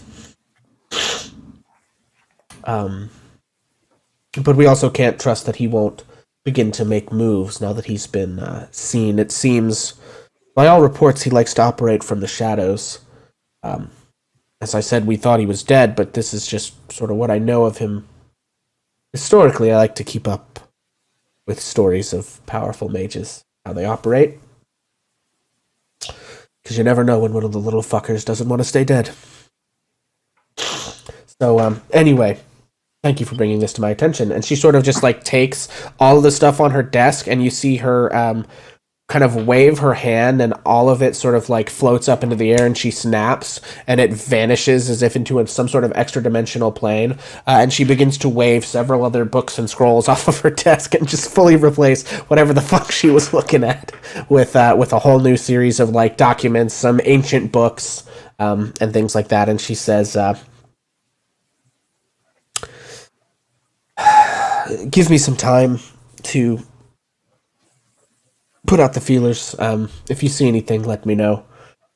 Don't get into more trouble than you can handle, please. The shadows are where I live. He can't hide from me. And he'll just kind of give a nod and leave. Okay. With regard to the Manchun Wars, I guess the best man won. Oh, God. He was I guess he was a Manchuan. Oh God! We need a break. I've never been so hungry in my life. Yeah. Do you guys want to take a quick break? Sure. Okay. Alrighty, folks. Well, we are going to take a quick break here, 5 minutes or so, hopefully, for everyone to kind of take a bio break, and we should be back. I'm going to say let's shoot for right at about 8:50, folks. All right. Okay, and welcome back, everybody. Thanks for hanging out with us. And we are going to hop back into it. So, Red, you leave Blackstaff Tower, and what does everybody do next? Is everyone just kind of like taking the long resting? Does it, like what's the plan here? I got one more thing. Okay. Kind of want to know what the coin does. Okay. So, I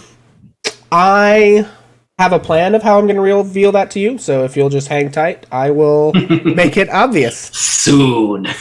Yeah. All right. So, yeah. So is everyone just long resting? Probably, Okay. yeah. That's what I'm doing. Yeah. All right. Arlo.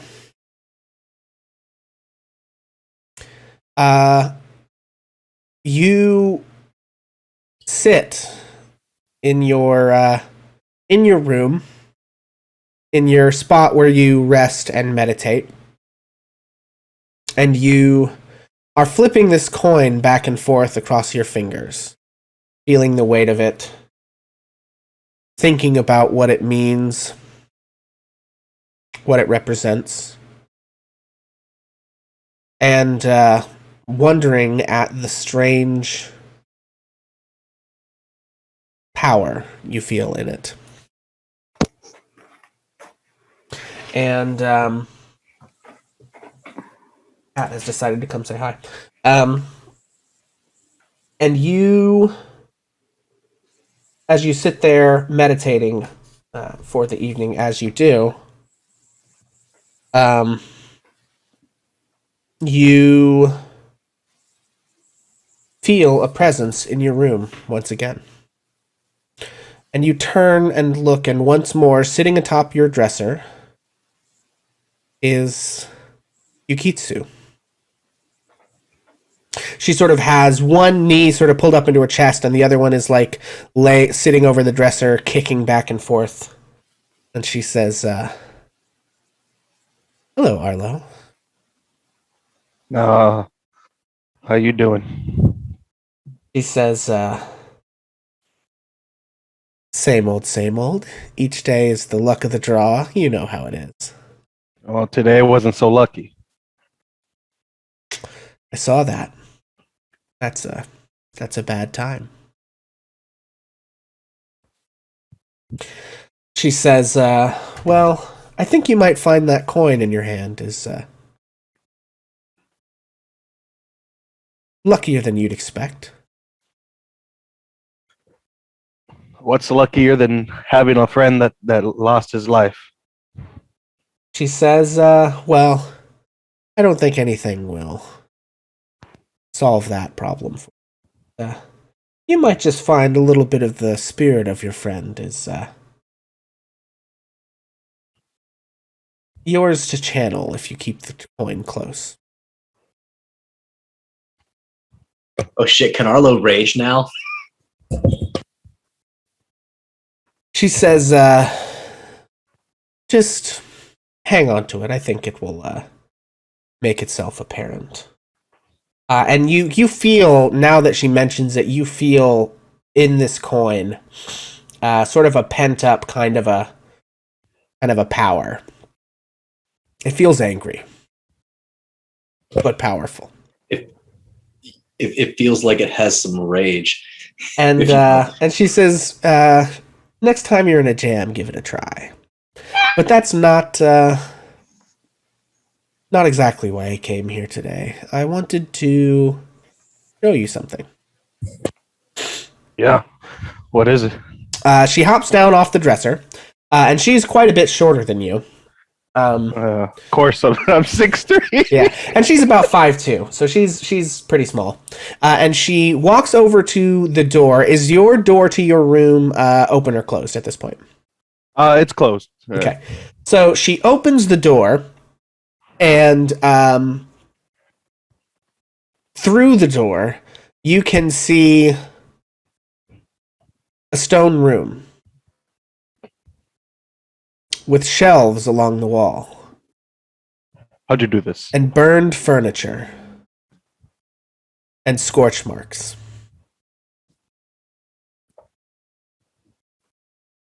What do you do? Oh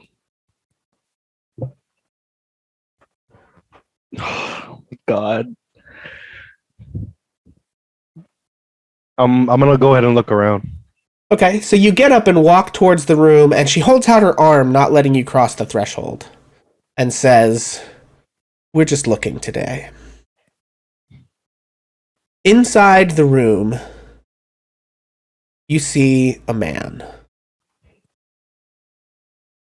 kneeling in the corner of the room. One of his hands looks to be some sort of gauntlet or mechanical apparatus. He has long black hair, except that part of it is scorched away on one side of his head. His face is badly burned, his clothes are singed and smoking, as is most of this little... Not quite, but he is badly burned, and as is most of his little office, his little room. In front of him, you can see two bodies. One of them is a man with a dark undercut and a wooden stake driven through the knot in his hair, which is coming somewhat untied. The other man is Bill. They are laying in a circle of arcane runes, glowing and pulsing with a sickening green energy. The man, fury etched on his features, is chanting and drawing symbols in front of himself in the air. A few moments pass as the chanting reaches a crescendo. The man holds out his hand. You can see a green orb of arcane power floating in his fist, and he closes his hand. And the power seeps out from between his fingers and his closed fist down to the ground and into the runes, which flash brighter. And then from each rune in the circle, the power, almost like lightning bolts, arcs towards the two bodies. They open their eyes.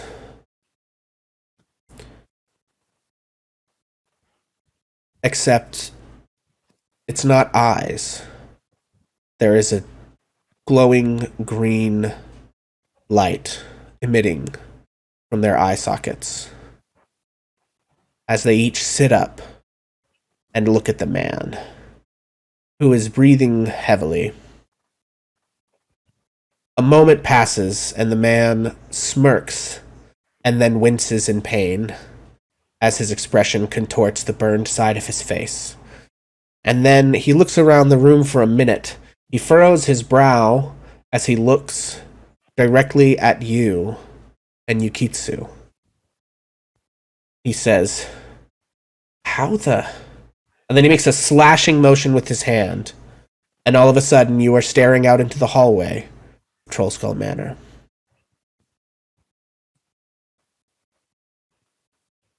And she says, "I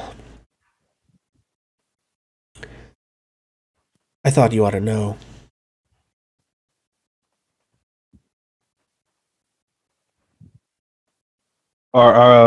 Arlo's just gonna look down and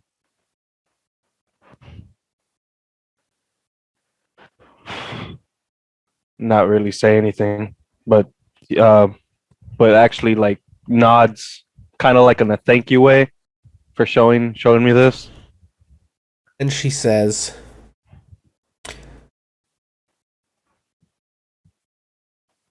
"Life is hard, I hear. I wouldn't know. I haven't exactly done it, but you folks sure do seem to have a lot of suffering." More than you know. I wouldn't go that far. One would say I'm familiar with your runs of bad luck. But, well, whatever happens, happens. And whatever happening in causing something else to happen, causes something else to happen. So it has always been. And she sort of pats you on the back, and then she's gone.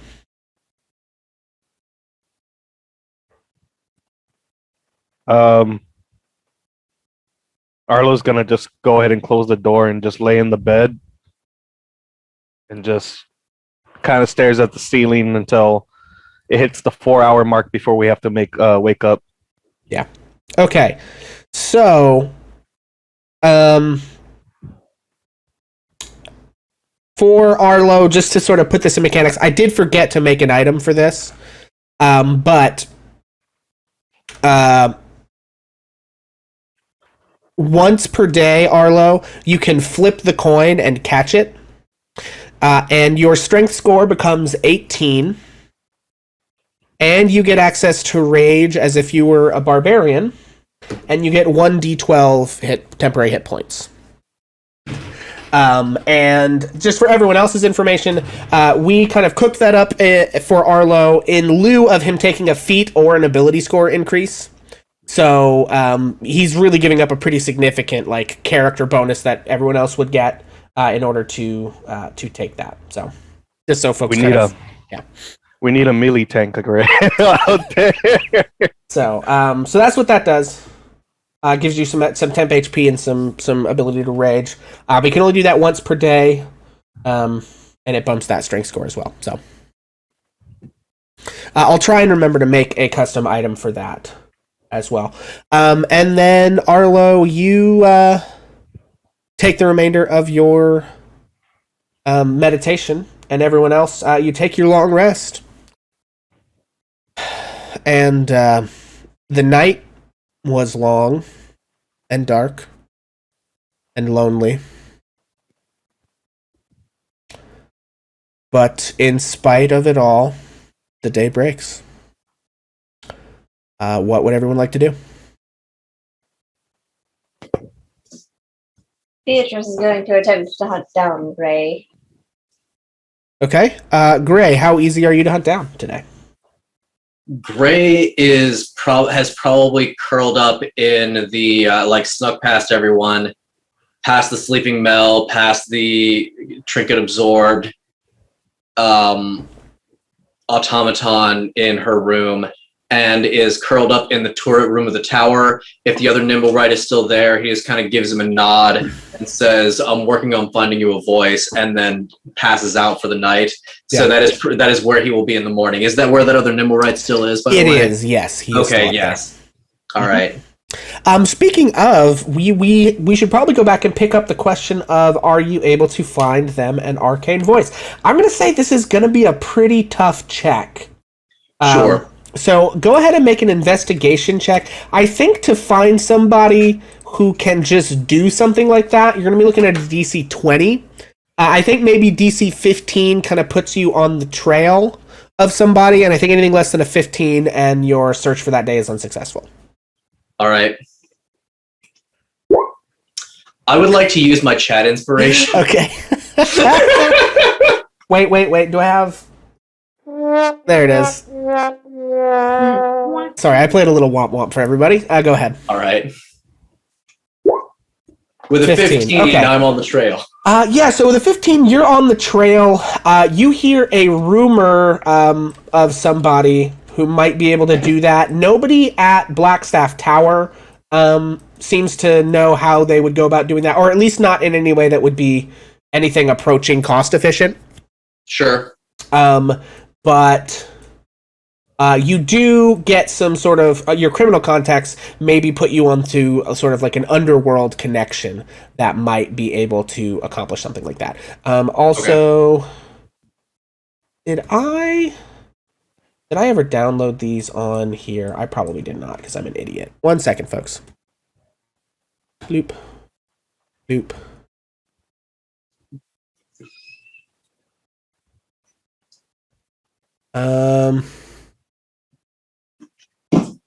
No, I did not. Okay, I'll do that next time. Never mind. Okay, so that's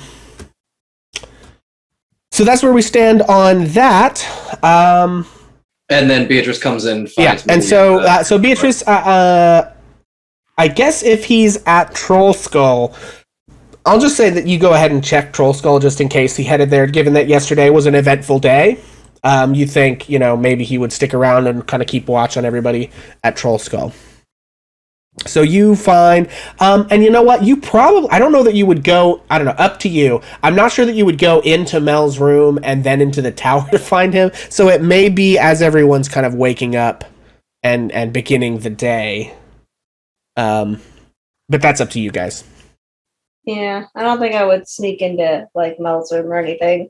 I will go ahead and come downstairs for a little bit of coffee or something and make this easy. So I can be found in the bar area of Troll Skull by the time she gets there. Okay, yeah. So Red and Beatrice, you all are in the bar area. What's that, Mel? Okay, he sneaked past me successfully during the night. I'll give him that. But did I hear him when he woke up in the morning? Did he wake me up as he went through? Yeah. So what? Were you trying to sneak your way, Red, or were you just walking downstairs? If I wake up and nobody else is awake, I am probably going to try to tiptoe past them so I don't wake anyone. And I've got a 21. Okay, so that. Mel, make a perception check. Let me get to that page.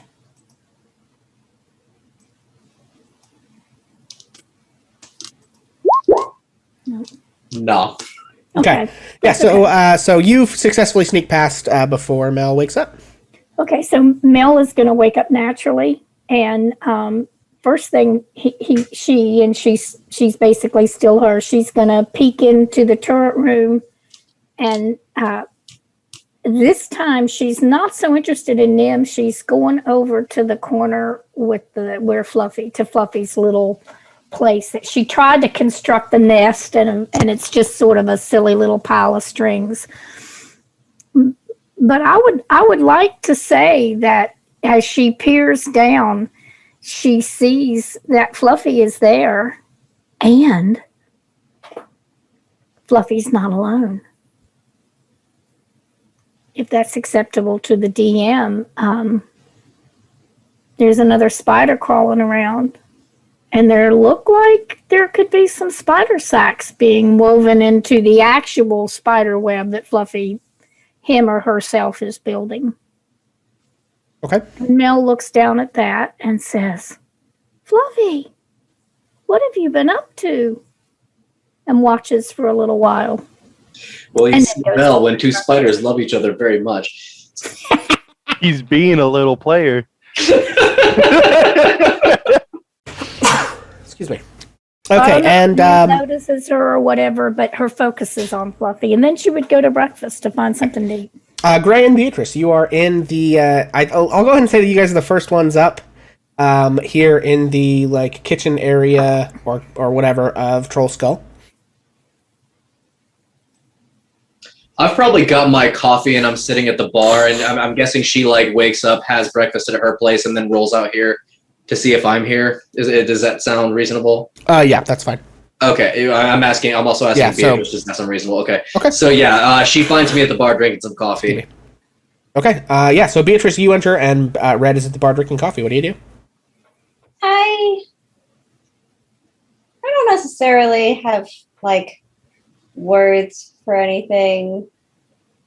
Not really great with words or talking, unless maybe that one time where I had that big outburst at everybody for the secrets. So, but at this point, where she's just kind of somber, but she's sitting near Gray in a kind of show of solidarity, there's a noticeable rift from the argument last night, and she is solidly on Gray's side about it. Sitting there in an I know it's not your fault kind of way. Yeah. Okay. Gray is just gonna stare down into his cup of coffee, and he's just gonna say, I really tried. Beatrice, I really tried. I couldn't save him. But I'm going to give him justice. There's no way you could have known that would happen. Just killing that guy who was probably a really bad guy. I mean, I think I know where that bastard lives. And I'm going to get him. I'm going to cleanse this city of its rats, starting with that one. We'll get him, but he seemed a little bit too powerful for any of us to handle. Those thugs, I don't think they were just trying to rattle us. I think they were absolutely right. We'll see. And he's sort of he's got the gun stowed in his clothing and he pats it, but he doesn't pull it out or anything, so that probably won't make any sense to Beatrice, but he just kind of taps the gun a little bit. Well, and then goes back to his she coffee. knows you have that gun. You've shown her the gun and told her your story and stuff. So she probably, maybe not necessarily knows that you're patting a gun, patting the gun that she knows about, but could guess. Fair enough.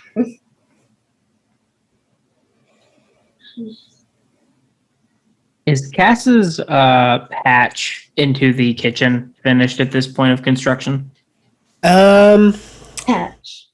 It has been a couple of days. Let me roll for it. Is construction like? Are people still coming and going? 18. Or... Yeah, I think like mostly it happens during the day, and you guys typically aren't around for most of that. I don't think it is At this finished hour of the quite yet. morning. At this hour of the morning, probably not.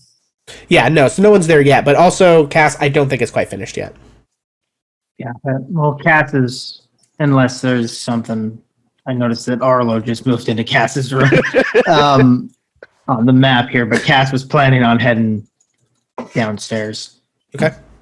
And as soon as he gets down into the bar, he's going to lap around the edge of the bar and grab a bottle and then sit at the far end. And then he reaches into his coat and he pulls out the journal and he sets it on the bar. Okay. Bill had something to say about all of us. And he pops open the cork of the bottle. I out of character, I didn't quite catch what Cass said there. Cass pulls the journal out and slaps it on the bar. Bill had something to say about all of us, and he slides the journal over to Red and Beatrice, and then pops the cork on his bottle. Gray does not wait for Beatrice. He just picks the journal up and starts flipping through it. Okay. Gray, you see that there are kind of journal entries listing out each of the characters, or each of you guys, and there is a section that just at the top says Gray. I'll give that a read. Okay. There is a poorly drawn comic strip of a child hero called Billy the Black and his adventures with the mythical Waterdeep folk hero, the Grey Fox. There's one panel in particular with a lot of dialogue.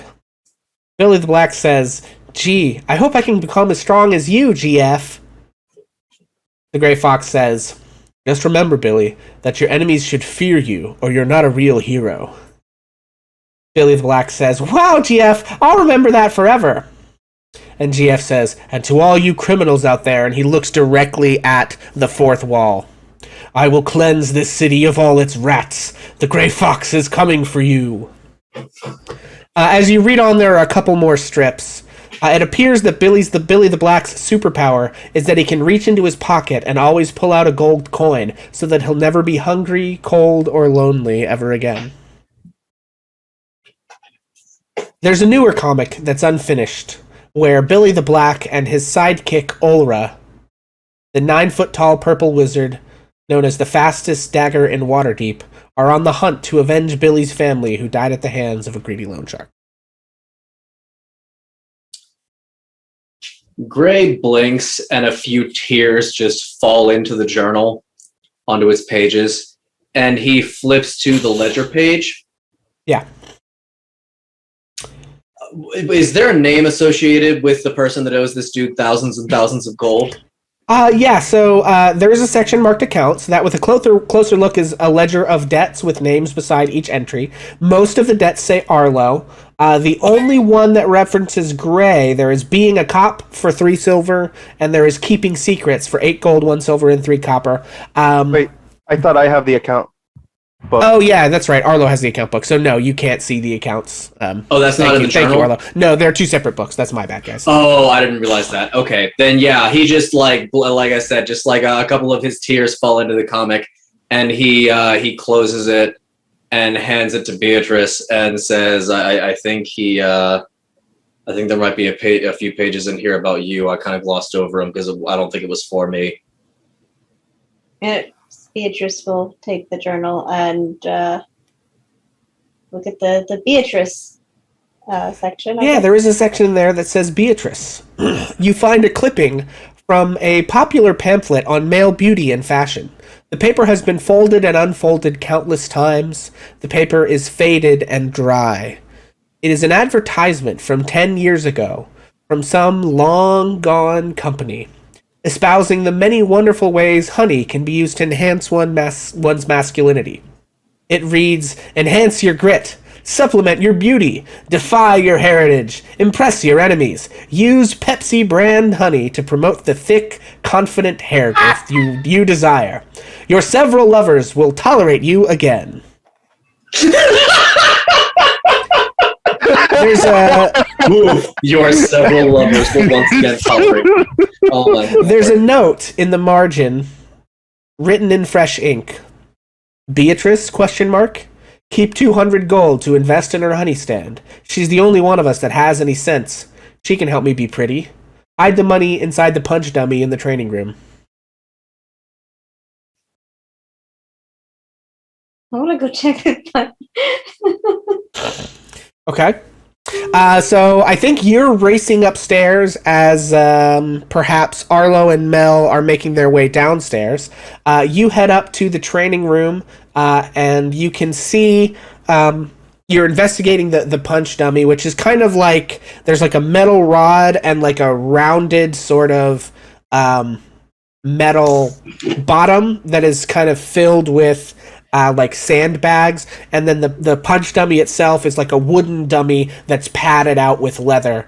And as you investigate, hidden under the sandbags in the bottom of like this bowl, there's like an iron rod, right? And there's like a bowl on the bottom of it, so it can like roll back and forth, kind of, and sandbags in it. And you look into the sandbags, and you find a small pouch of 200 gold.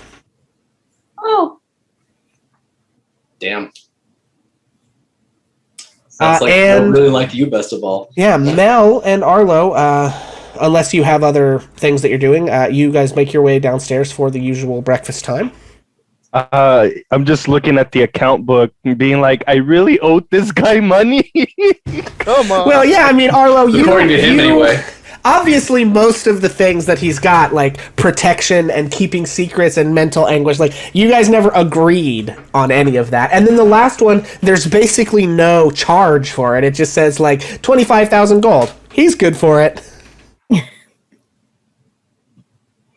What you got there, Arlo? I give him the accounts, and I said he kept like a record of how much we owed him every time we even asked him a question. Yeah. What are you talking about? I'm talking about Bill. Look, I owe him 2,500. Where did you get No, that? it's 25,000. Oh, 25,000? Yeah. Oh, God. Where did you get that? Which is approximately $2.5 million. Give or take. By the way. By the way. I'm sorry, Mel. But I got it. Me and Cass went up to his room last night. We were looking through his stuff. That sounds bad now that I'm saying that. It was bad. Why did you do that? We wanted to check. To be honest with you, Mel, when I went up there one day, he was punching something in the floorboard. Remember when those two cops came? Yes. I wanted to go see what it was, but I couldn't find it, and all I found was these books. I knew he was hiding something in there. I just don't know what. Mel gets a finger, and she points it up at Arlo, and she says, "You don't come in my room without an invitation, even if I'm not around anymore. Private is private, Arlo." He wrote something about you. He And also Cass holds up the journal. Over them. Hang on a second, guys. Hang on. I wrote something about you in here. I haven't read it Well, yet. that's different. And she dropped. God. As I take the account book away from him. Well, actually, she's being her, okay, for the most part. Her. So, Sorry. yeah, because whatever, it's easy. So, Mel trots right over to the bar and picks up the ledger, and starts looking through to see if there's a page with her name. There is, yes. The ledger or the journal? It's the journal. The journal, yeah, The sorry. journal, okay. Yeah, the journal. You see one that says Mel. She seems like a nice lady. She's just down on her luck is all. She won't have to worry as long as Willem's about. And then there's a space and another entry. Boy, Mel is kooky, but she's got a lot of moxie. Kind of like a teenager. And then there's another entry. Oh, Mel. Kiddo. Not again. And then there's another entry. All alone. and he didn't have anybody. He's just like me. I can't let that happen to him. So I gotta make sure Mel never loses anybody ever again. And the 500 gold I hid in the chimney in case I don't come back. This guy is leaving money for everyone but And Bill was more loaded than any of us. Jeez. And he asked all of you for money all of the time, and you gave it to him, and I don't know why. Anyway, there's also a list labeled Stuff You Wished Someone Taught You When You Were a Kid That You Need to Learn So You Can Teach Mel. In parentheses, it says, maybe Arlo can teach me. The first entry says, how to dress nice. The next one, how to make money. The next one, how to fight. The next one, how to enjoy sauerkraut. The next one, how to trust people. The next one, how to test real gold with your teeth. The next one, how to be a man. The last one says, how to make friends. You make friends. Mel lays the journal back down, but she says, if it's okay, and there's nothing written on the back, I'd like to either tear out the page or maybe a better thing to do is recopy it. Yeah, that's what I'd do. I'll make a copy.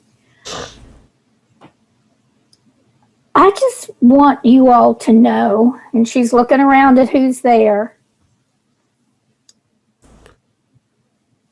I know that I'm a kid.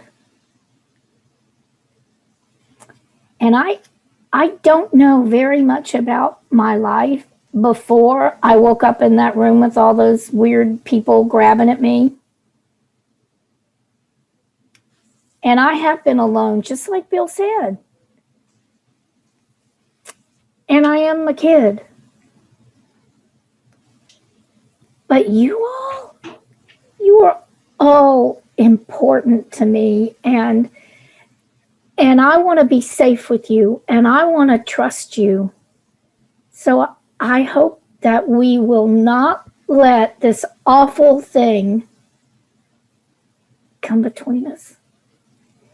And I need some breakfast. And she heads for the kitchen to find something to eat.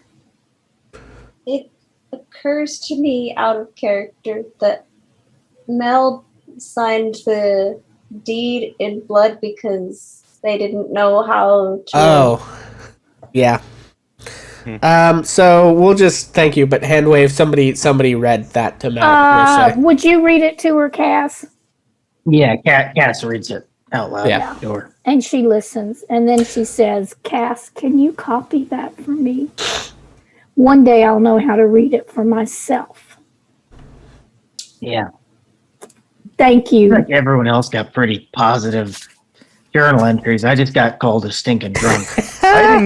What do you mean? I didn't even get written in that book. You got the he's good for it, which is a pretty high praise from. He called you a pretty angry, snappy dresser. mean Bill. Snappy dressers. Of course I'm a snappy dresser. It's my job. As Arlo's. All right, listen, everyone. I said some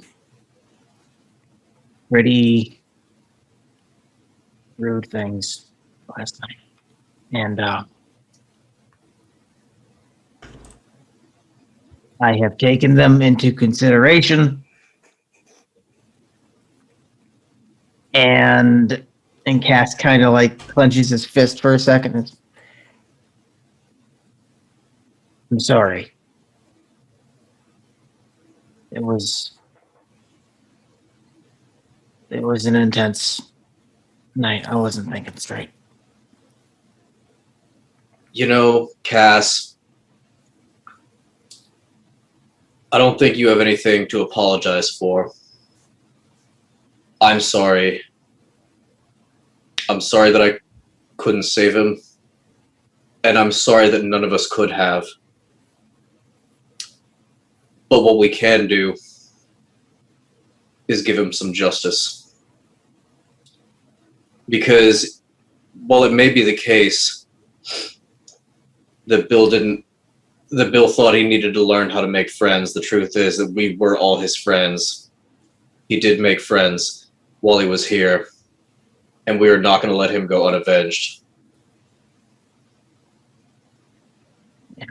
I wish I could say that I was a nice enough person to want to destroy the guy who killed Bill for reasons of justice.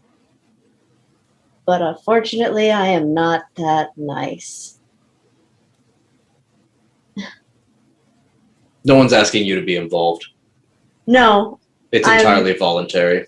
I'm saying I'm not going to be destroying that guy for reasons of justice. I'm going to be destroying him for personal reasons. And it's not going to be pretty.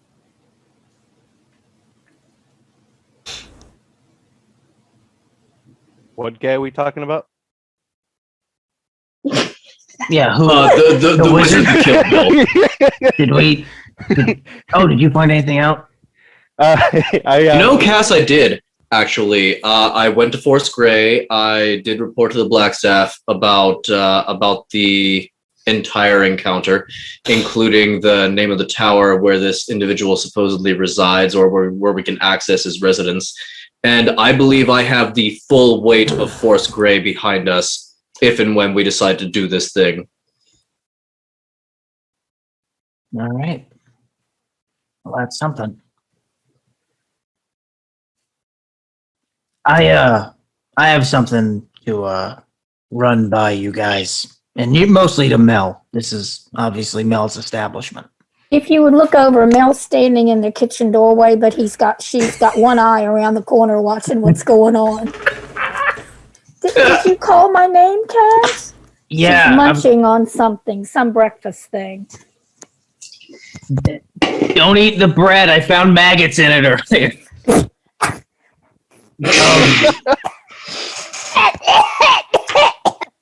Okay. Yeah. Sounds like she was eating the bread. I had a thought for what we should name the bar instead of Troll Skull or the Blue Door. Okay. How about the Raging Bill? Oh my fuck, that's perfect. I like it, Cass. The Raging Bill. Or like Raging Bull, but Yeah, switch yeah. the. Yeah. Kind of trendy and cute. Let's do it. When are they going to finish cleaning this place up? And I am sick and tired of walking out those upside steps. I want something done about that so we can go up and down Troll Skull, the Raging Bill, without having to go outside. So somebody needs to do some work around here. Yeah, haven't they finished that fireman pole that you're trying to ask for? Not yet. I don't know why it's taking so long. It's going to literally take drill a hole and put a pole. You're renovating an entire bar. It's going to be a couple of weeks before this thing is done. How much money did we need to do the whole thing that we didn't have? Where are we on that? Because I think The I whole know. bar is done, from what I understand. It's The whole bar fight is pit that we paid for. couldn't It's do. just the process And of... the fight pit, I think, Yes, is done. the work is paid for. They just are in the process of completing it. I think it was that the- pit now. I think you... Go ahead. Go ahead. No, sorry.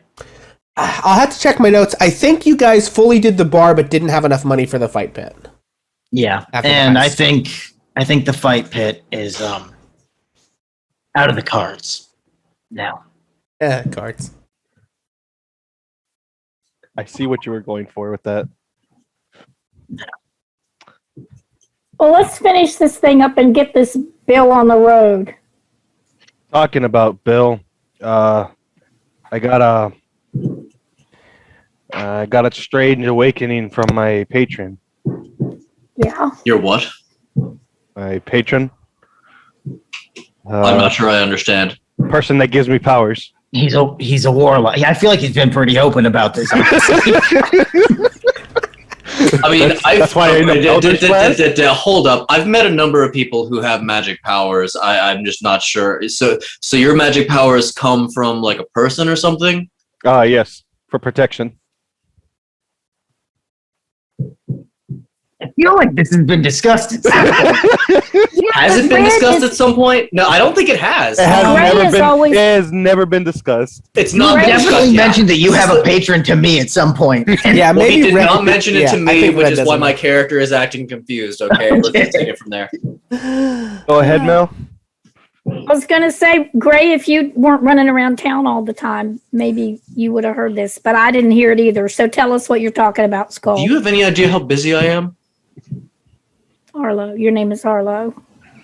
No, I really don't, Gray. Of course not. Arlo, so I'm not going to get into the gist of it. I'm just going to tell you what I saw with my patron. Anyways. Okay. All right. So last night, I couldn't sleep. Told me about this gold coin. You're an elf. You never sleep. You've never slept in your life. I couldn't sleep. Never once. Have you ever slept? Actually, yes, I have slept once. I think that's just being unconscious. I don't think those are the same. No, I mean, sleeping and what unconscious else? are medically not the same thing. What is sleep by any other name? You guys are humans. How could you sleep this long? You only live for a couple a century. Anyways. It really sucks. Centuries? Do you not know how long human life cycles are? I think we're getting Most of distracted us here. die within like can- 60 to 80 years. You can still live up to 100. Arlo. Not in this line What? of work, we fucking can't. What did your patron show you? Yes. Oh, yeah, sorry. Guy with a metal claw. He looked like he was half burnt. Couldn't really tell exactly right. He looked like a wizard. All I know is that there was a circle, and he was chanting some things I couldn't understand. And I saw Bill and another person get up, and I think they were on their knees, or they were standing up. They had looking at- been laying down, and you saw them sit up and open their eyes. Oh, okay. So yeah, they sat up, opened their eyes, and it was this kind of green light coming from their eyes. Looks like it was some kind of necromancy stuff. With Bill's Or- body? Yeah, Bill's alive. I don't think that's the case. Yeah, no, Did I don't think something so with either. Bill's body? Yeah. Grace the big bad. Embrace can the I tell- dead. Can I tell it was necromancy, or is it something I kind of know about that, or just like yeah, it would be pretty obvious. As a warlock, you would Yeah. probably recognize Kind of necromancy. And necromancy, based on yeah. your description, without an arcana check, Gray definitely recognizes that as necromancy, and he is not I pleased. apologize if you can hear that banging. I think there's fireworks down the street. no? Not sure why. We can't hear anything. Okay. It was very loud. All good. But yeah, no, yeah. Okay, hang on 1 second, folks. I am going to go ahead and do this now, opposed to later.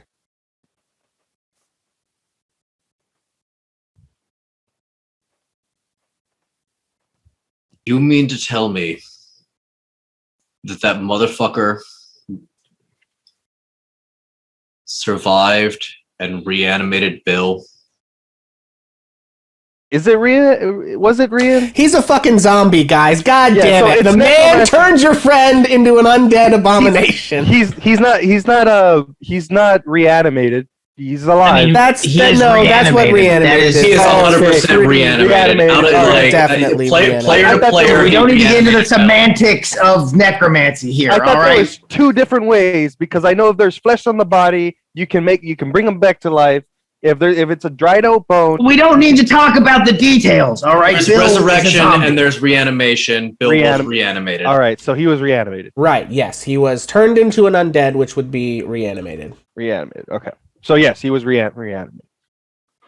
Okay, well now I Okay, folks, and I'm going to pop over and show this to chat as well. Okay, so this is what you saw, Arlo. You saw one individual that looked like this. and you saw Bill, who looked like this. Bill's arm had been blown off and was replaced with this sort of like skeletal green necromantic energy. And then the other individual was covered in blood from where Redbeard had, killed him. Stabbed him. Yeah.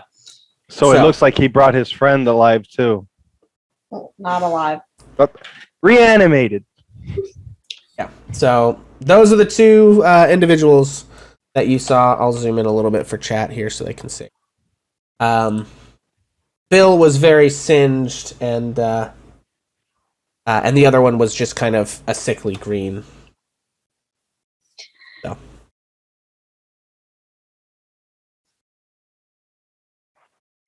Oh, we're gonna probably be looking at a fight with these two. No, probably about that. That's not Bill. You didn't see Bill. You saw an abomination created through necromancy, and we will destroy the one who did this. I do have a thought. I just want to be the one to pull the trigger, and he pulls the gun back out of his clothes again and shows it to the group, and just kind of like gives it a couple of like fork shake kind of motions, and then tucks it back into his clothes. Oh, he And got as the you boom do wand. that, He's got the boom one. It's called a gun, I think. I'm almost 100% sure it's called a gun. I don't know how I know that, but it's a gun. I think boom wand has a little bit more like snap and pizzazz to it. And it did go boom when it hit me. Okay, when that happened, Mel back over behind the wall with one eye on it. Mel passes out. I just want to get that in so you all know it. When Mel sees the boom wand, Mel hits the floor. Cass hears the thud, or I assume, does Cass hear the thud, or do I need to roll? Do we Yeah, have I to don't roll think You for can that? probably see Mel Yeah. fall to the floor. Yeah, Cass leaps the bar and runs over to Mel. Oh, I thought we were gonna roll. No, it's obvious. I mean, Oh, Mel okay. is mere feet away. We're, from we're you. all in a room facing each other. Yeah. There's no perception check for that. It just we see it happen. We say fall because leaf fall down. Yeah, and Cass just kind of like shakes Mel into consciousness. Hey, wake up! What's it? Mel, come on! Splashes water in their face. Where did you get that? I have seen that before. Well, I took it off of the guy who fired it at Arlo several nights ago. Oh yeah, I remember. I saw it then too. When all that stuff happened to me, somewhere in there, I saw that. Somebody was holding it, and their hand was black like Arlo's, dark. But it wasn't Arlo. It was another dark elf.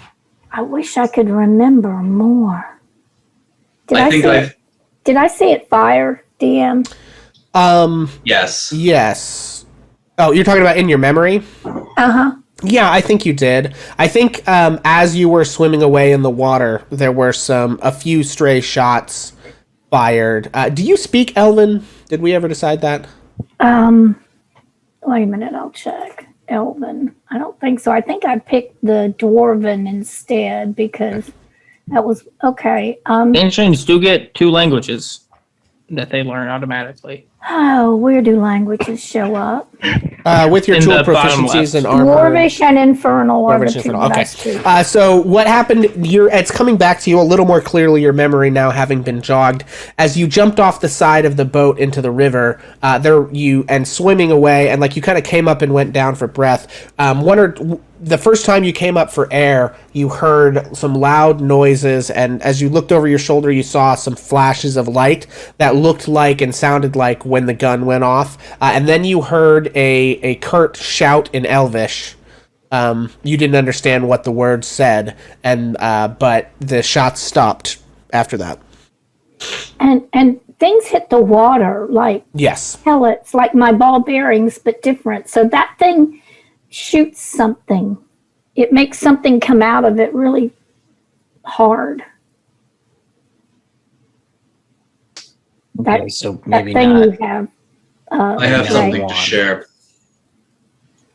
I've seen something like this too before the night it was used against us,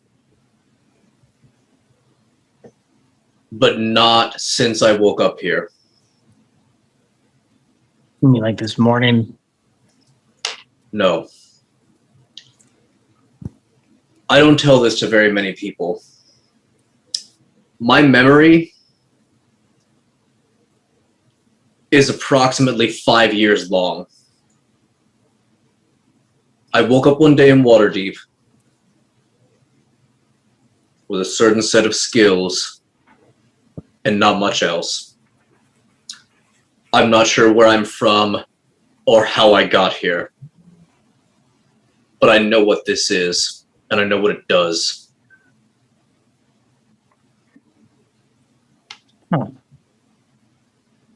So does that happen to everybody where you just wake up and you don't know what happened before? Because that's what happened to me and I thought I was weird or something. From what I gather, no. Most people start having memories around the time they are 2 or 3 years old, and I don't know if any of you have noticed, but I'm a little older than that. This is just getting weird.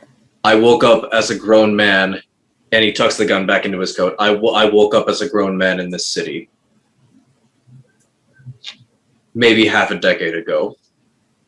And you don't remember anything from before? Nothing. I don't either. Except Sort of. But once in a while. So, you know, sometimes I remember bits and pieces, but only when I see something that I recognize. I don't have any memories attached to being attacked with a gun, which is what this thing is called. I just know what guns are. The boom one. You told me about a fact you knew about bees, which I already knew, and you said, wait, why do I know that? Is that... Yes, you're the first person I've ever met that really keeps bees. I know some things about bees, but I don't really know why. There's not that many bees in the city, and I haven't encountered them very much. But I know that they have a queen. I know that queens are born because the hive packs a particular... I don't think we need to get into the Comb semantics with of royal bees jelly. right now either. Like, So is that how it is for you, Cass? Do you remember your whole life? yeah. Okay. Yeah, What I about mean, you, Arlo? Mel, I'm a special case. Let's just, the long and short of it Okay. is I'm a special case and it's weird and I'm still trying to figure it out. Okay, so when we get to whatever it is that we're going to do that's going to like settle the score, we're going to run into Bill's zombie person, aren't we? There's We're a very gonna- real possibility. We're going to That'll have be to beat hard. him down. And it won't be Bill, and we will have to deal with it with extreme prejudice. It is a necromantic abomination, and it does not deserve to exist. Do you And think neither those, does the man who made it.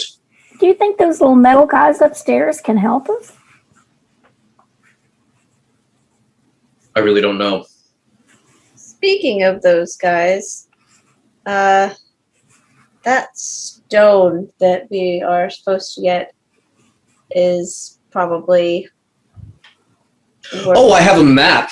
Redbeard pulls this scrap of paper out of his clothing.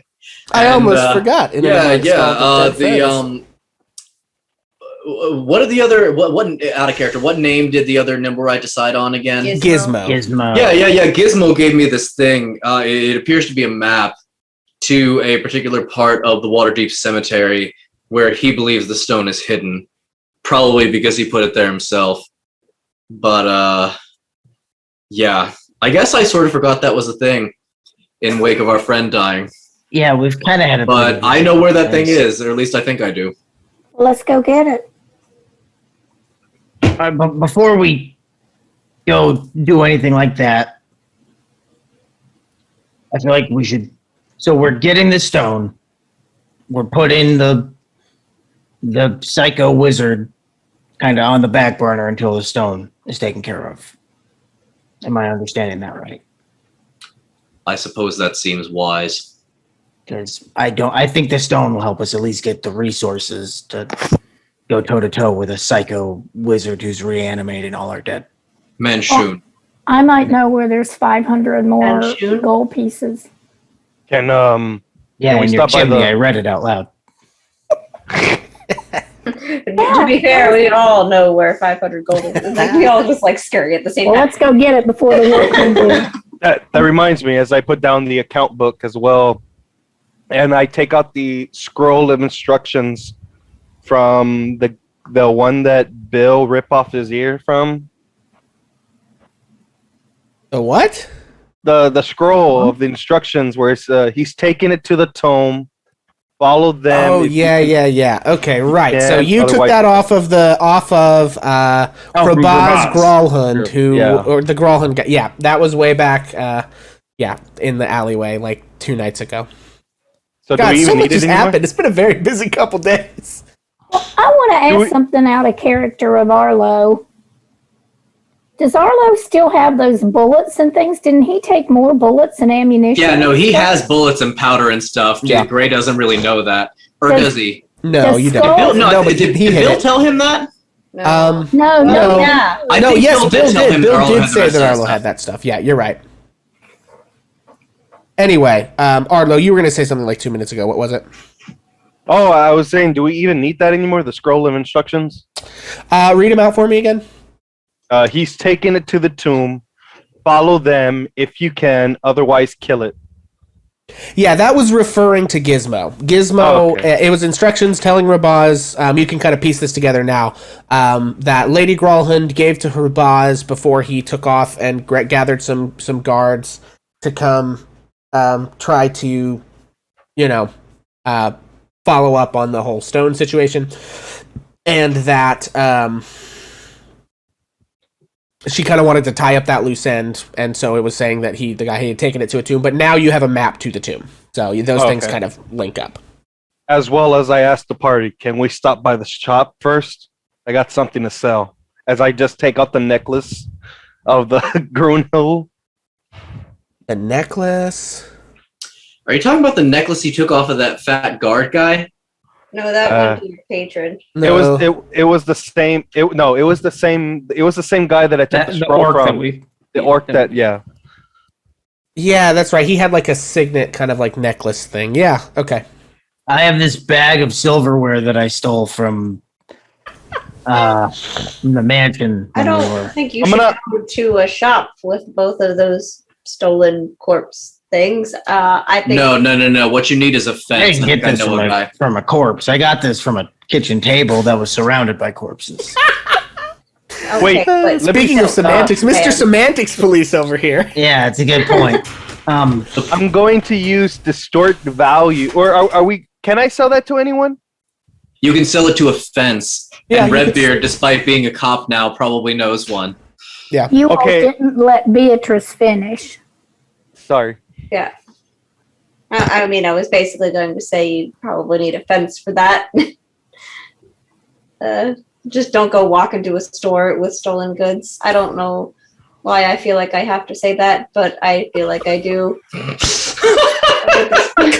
Yeah. Thank you for reminding the career criminals because we actually probably forgot about that. You guys are the worst criminals of all fucking time. Honestly, I swear, it's Have you guys amazing. I never love done it. crime before? I'm so Oh here no, for we it. do crime. We just normally don't like sell the stuff we steal. We just keep it. Okay, well, in the thieving business, we refer to somebody who buys stolen goods as a fence, and I mean, I know I this think I stuff. might I just know don't a think few. about it very much. We just go and sell it. That's all we know. Well, don't do that. We steal large amounts of money. We don't steal property. That's a I mean, you kind of stole property on your little your little silverware that you say. yeah. No, that this is the exception to the rule.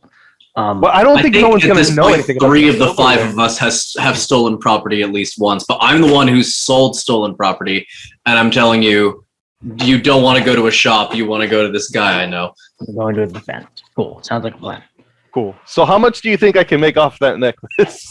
I'm gonna make. Wait, they don't have appraisal checks in They 5e, don't. do they? They don't. Just make a general intelligence check. Beatrice, would you roll me an intelligence check, please? Or Haley, would you roll me an intelligence check, please? On my sheet. Oh, whoops. And not a save, but like Poopsie, poopsie. Yeah, Yeah. that's fine. Just roll the check. click on this right here. Oh, The 4. the 4. I think you might need to. Oh, I'm on the page. I don't know why it turns into a thing. Will it? No. Click on the word intelligence. Yeah, you click on the word intelligence. There you go. I have a nat 20, so it's a 24. So we get a brief moment where we see Red staring at this pendant, and we see like the guy from The Hangover. We see like numbers and equations and shit. You know, there's like carry the 2, and you see like conversion rates of different currencies. The going market rate for that necklace would be approximately 236 gold precisely. The going rate for that necklace would be approximately 236 gold. I think we could probably get about 200 gold out of a fence over it. No, we're getting more than 200.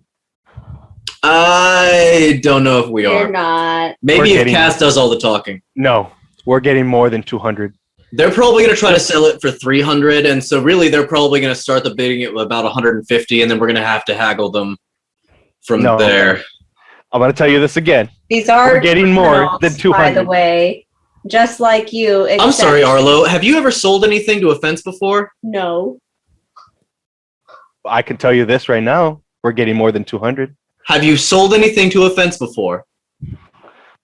Have you heard of magic before? Have you sold anything to a fence before? I lean in real Then close. don't tell me how to do it. Fine. Anyway, moving on. That's not the most important thing we have to deal with right now. I think the most important thing is finding the stone thing that we all cared about less than 24 hours ago. That seemed real important. And we'll need to Yesterday. find the will to care about again very soon. A man is dead.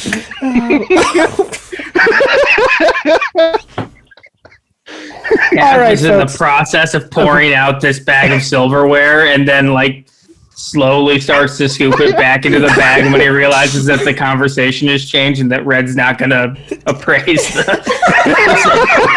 I can appraise the silverware. You want me to appraise the silverware? Let's Yeah, have I a feel look at like it. I feel like the mood has changed a little bit. All right. I've got like a 12 on the silver. This one's a little harder. The necklace, I mean, it's the jewels are easy to understand. You know, to resell it, all they've really got to do, they won't sell it as a whole piece. They'll pry the jewels off of it so that you're not selling something with the family crest on it and all that shit. The silverware is a little tougher. You think it might be worth 50 gold or so as a set? I think the silverware might be worth 50 gold or so as a set. I'll trade you. No. It's worth a shot. I got this fair and square. Okay. Mel, Well- Mel has- Mel- Yeah, I got it fair If you and got square. it fair and square, we wouldn't be talking about selling it to a fence. Mel And I has- lean over. I'm sorry, Mel. Go ahead. I was just going to say, Mel has totally tuned out to this useless, ridiculous conversation, and she headed for the chimney and hopefully found the 500 gold. Yes, you did find the 500 gold. And and so she's as going to put it down in the basement with that other money okay. that I've kind of forgotten. So Mel scurries a little bit up the chimney, kind of like spider climb style, and finds the loose brick where Bill had stashed this sack of gold. Actually, no, I think he like hung it from a stake in the chimney, and so you scurry up and remove it and take it down into the basement. And I believe that is where we are going to stop our session for the evening. So thank you, everybody, for hanging out with us tonight. I appreciate everybody, taking this journey of rather another emotional whiplash of a session with us. But we are going to sign off as we usually do. So as always, my name is Pixel. I have been your GM for Ages of Einor this evening. You can find me on Facebook at facebook.com/hammerandpixel. where I do video game streaming and talk about, literary theory and philosophy and video games and economics and all that stuff kind of smushed together. We are going to be streaming a lot of Minecraft, I think, next week. If anyone is interested in any of that, when the new update comes out. New update, woo! Yeah, when the new update comes out. So there's all of that. So that'll be fun. And then, as I say at the top of this, we are looking for folks to consider and start to prep for future streams, because this one, is going to be wrapping up sometime in the month of June. I think we have about 3 more sessions after tonight left, probably. So we are going to be hopefully getting things kind of on track for July and kind of working on that. But if we want to get those things rolling, we'll need to start the ball rolling now. So we are interested in meeting some new folks, possibly looking for cast members, things like that. So if you would join our Discord, if you are interested in any of that, if I can spell Discord correctly, that would be the way to do that. And then we will go on and cast, if you would just let everyone know who you are. I'm sorry, Jacob, you're a real human and not a character. I always fuck that up. That's right. Surprise. Hi, everyone. I'm Jacob. I play Cassius Anweir, the changeling bard of the group and emotionally volatile party member and replacement of our poor forgotten not forgotten barbarian. Arlo's not the only one channeling the emotional instability of our dead friend. I can't handle it. I really can't. That's why I asked him if we can do that. The gold coin. Gotta spread it out. Okay, sorry, Cass. Jacob, real human, not a character. Yep, but once again, happy Pride, and I'll see you all next week. Alrighty, and Redbeard. My name is Redbeard the Pink. I'm the Wizard of the East. I am in various places on the internet, most foremost of which are TikTok and Facebook. I play the human rogue Redbeard the Grey, fledgling vigilante, the Grey Fox, who is probably doomed. Y'all have a great week and happy Pride Month. Alrighty, and Trish. I'm Trish. I play Mel Bell, who is a young male youth changeling who does not remember much about his life up until he woke up, I don't know, this probably several months, maybe a year or so ago. And I love D&D. Is this the most fun ever or what? Thanks for watching. Alrighty, and Skull. I got 2 things. I'm gonna get it more for 200. And how come I wasn't in the journal? I was really sad. But other than that, I really do miss Bill a lot. Really great time tonight, and as well, great team here that I have that I'm playing with. But yeah, I do play Arlo, the Dark Elf, a warlock, and that'll be it. Just started college this week. Right on. In Beast's defense, the accounts section was almost entirely for Arlo. I kind of figured that out at the end, and I was kind of sad, but I was like, wow, this guy. Okay, and Haley. Hi, I am Haley Comet. I play Beatrice, the ranger / beekeeper. Manchun has hell to pay. Mm-hmm.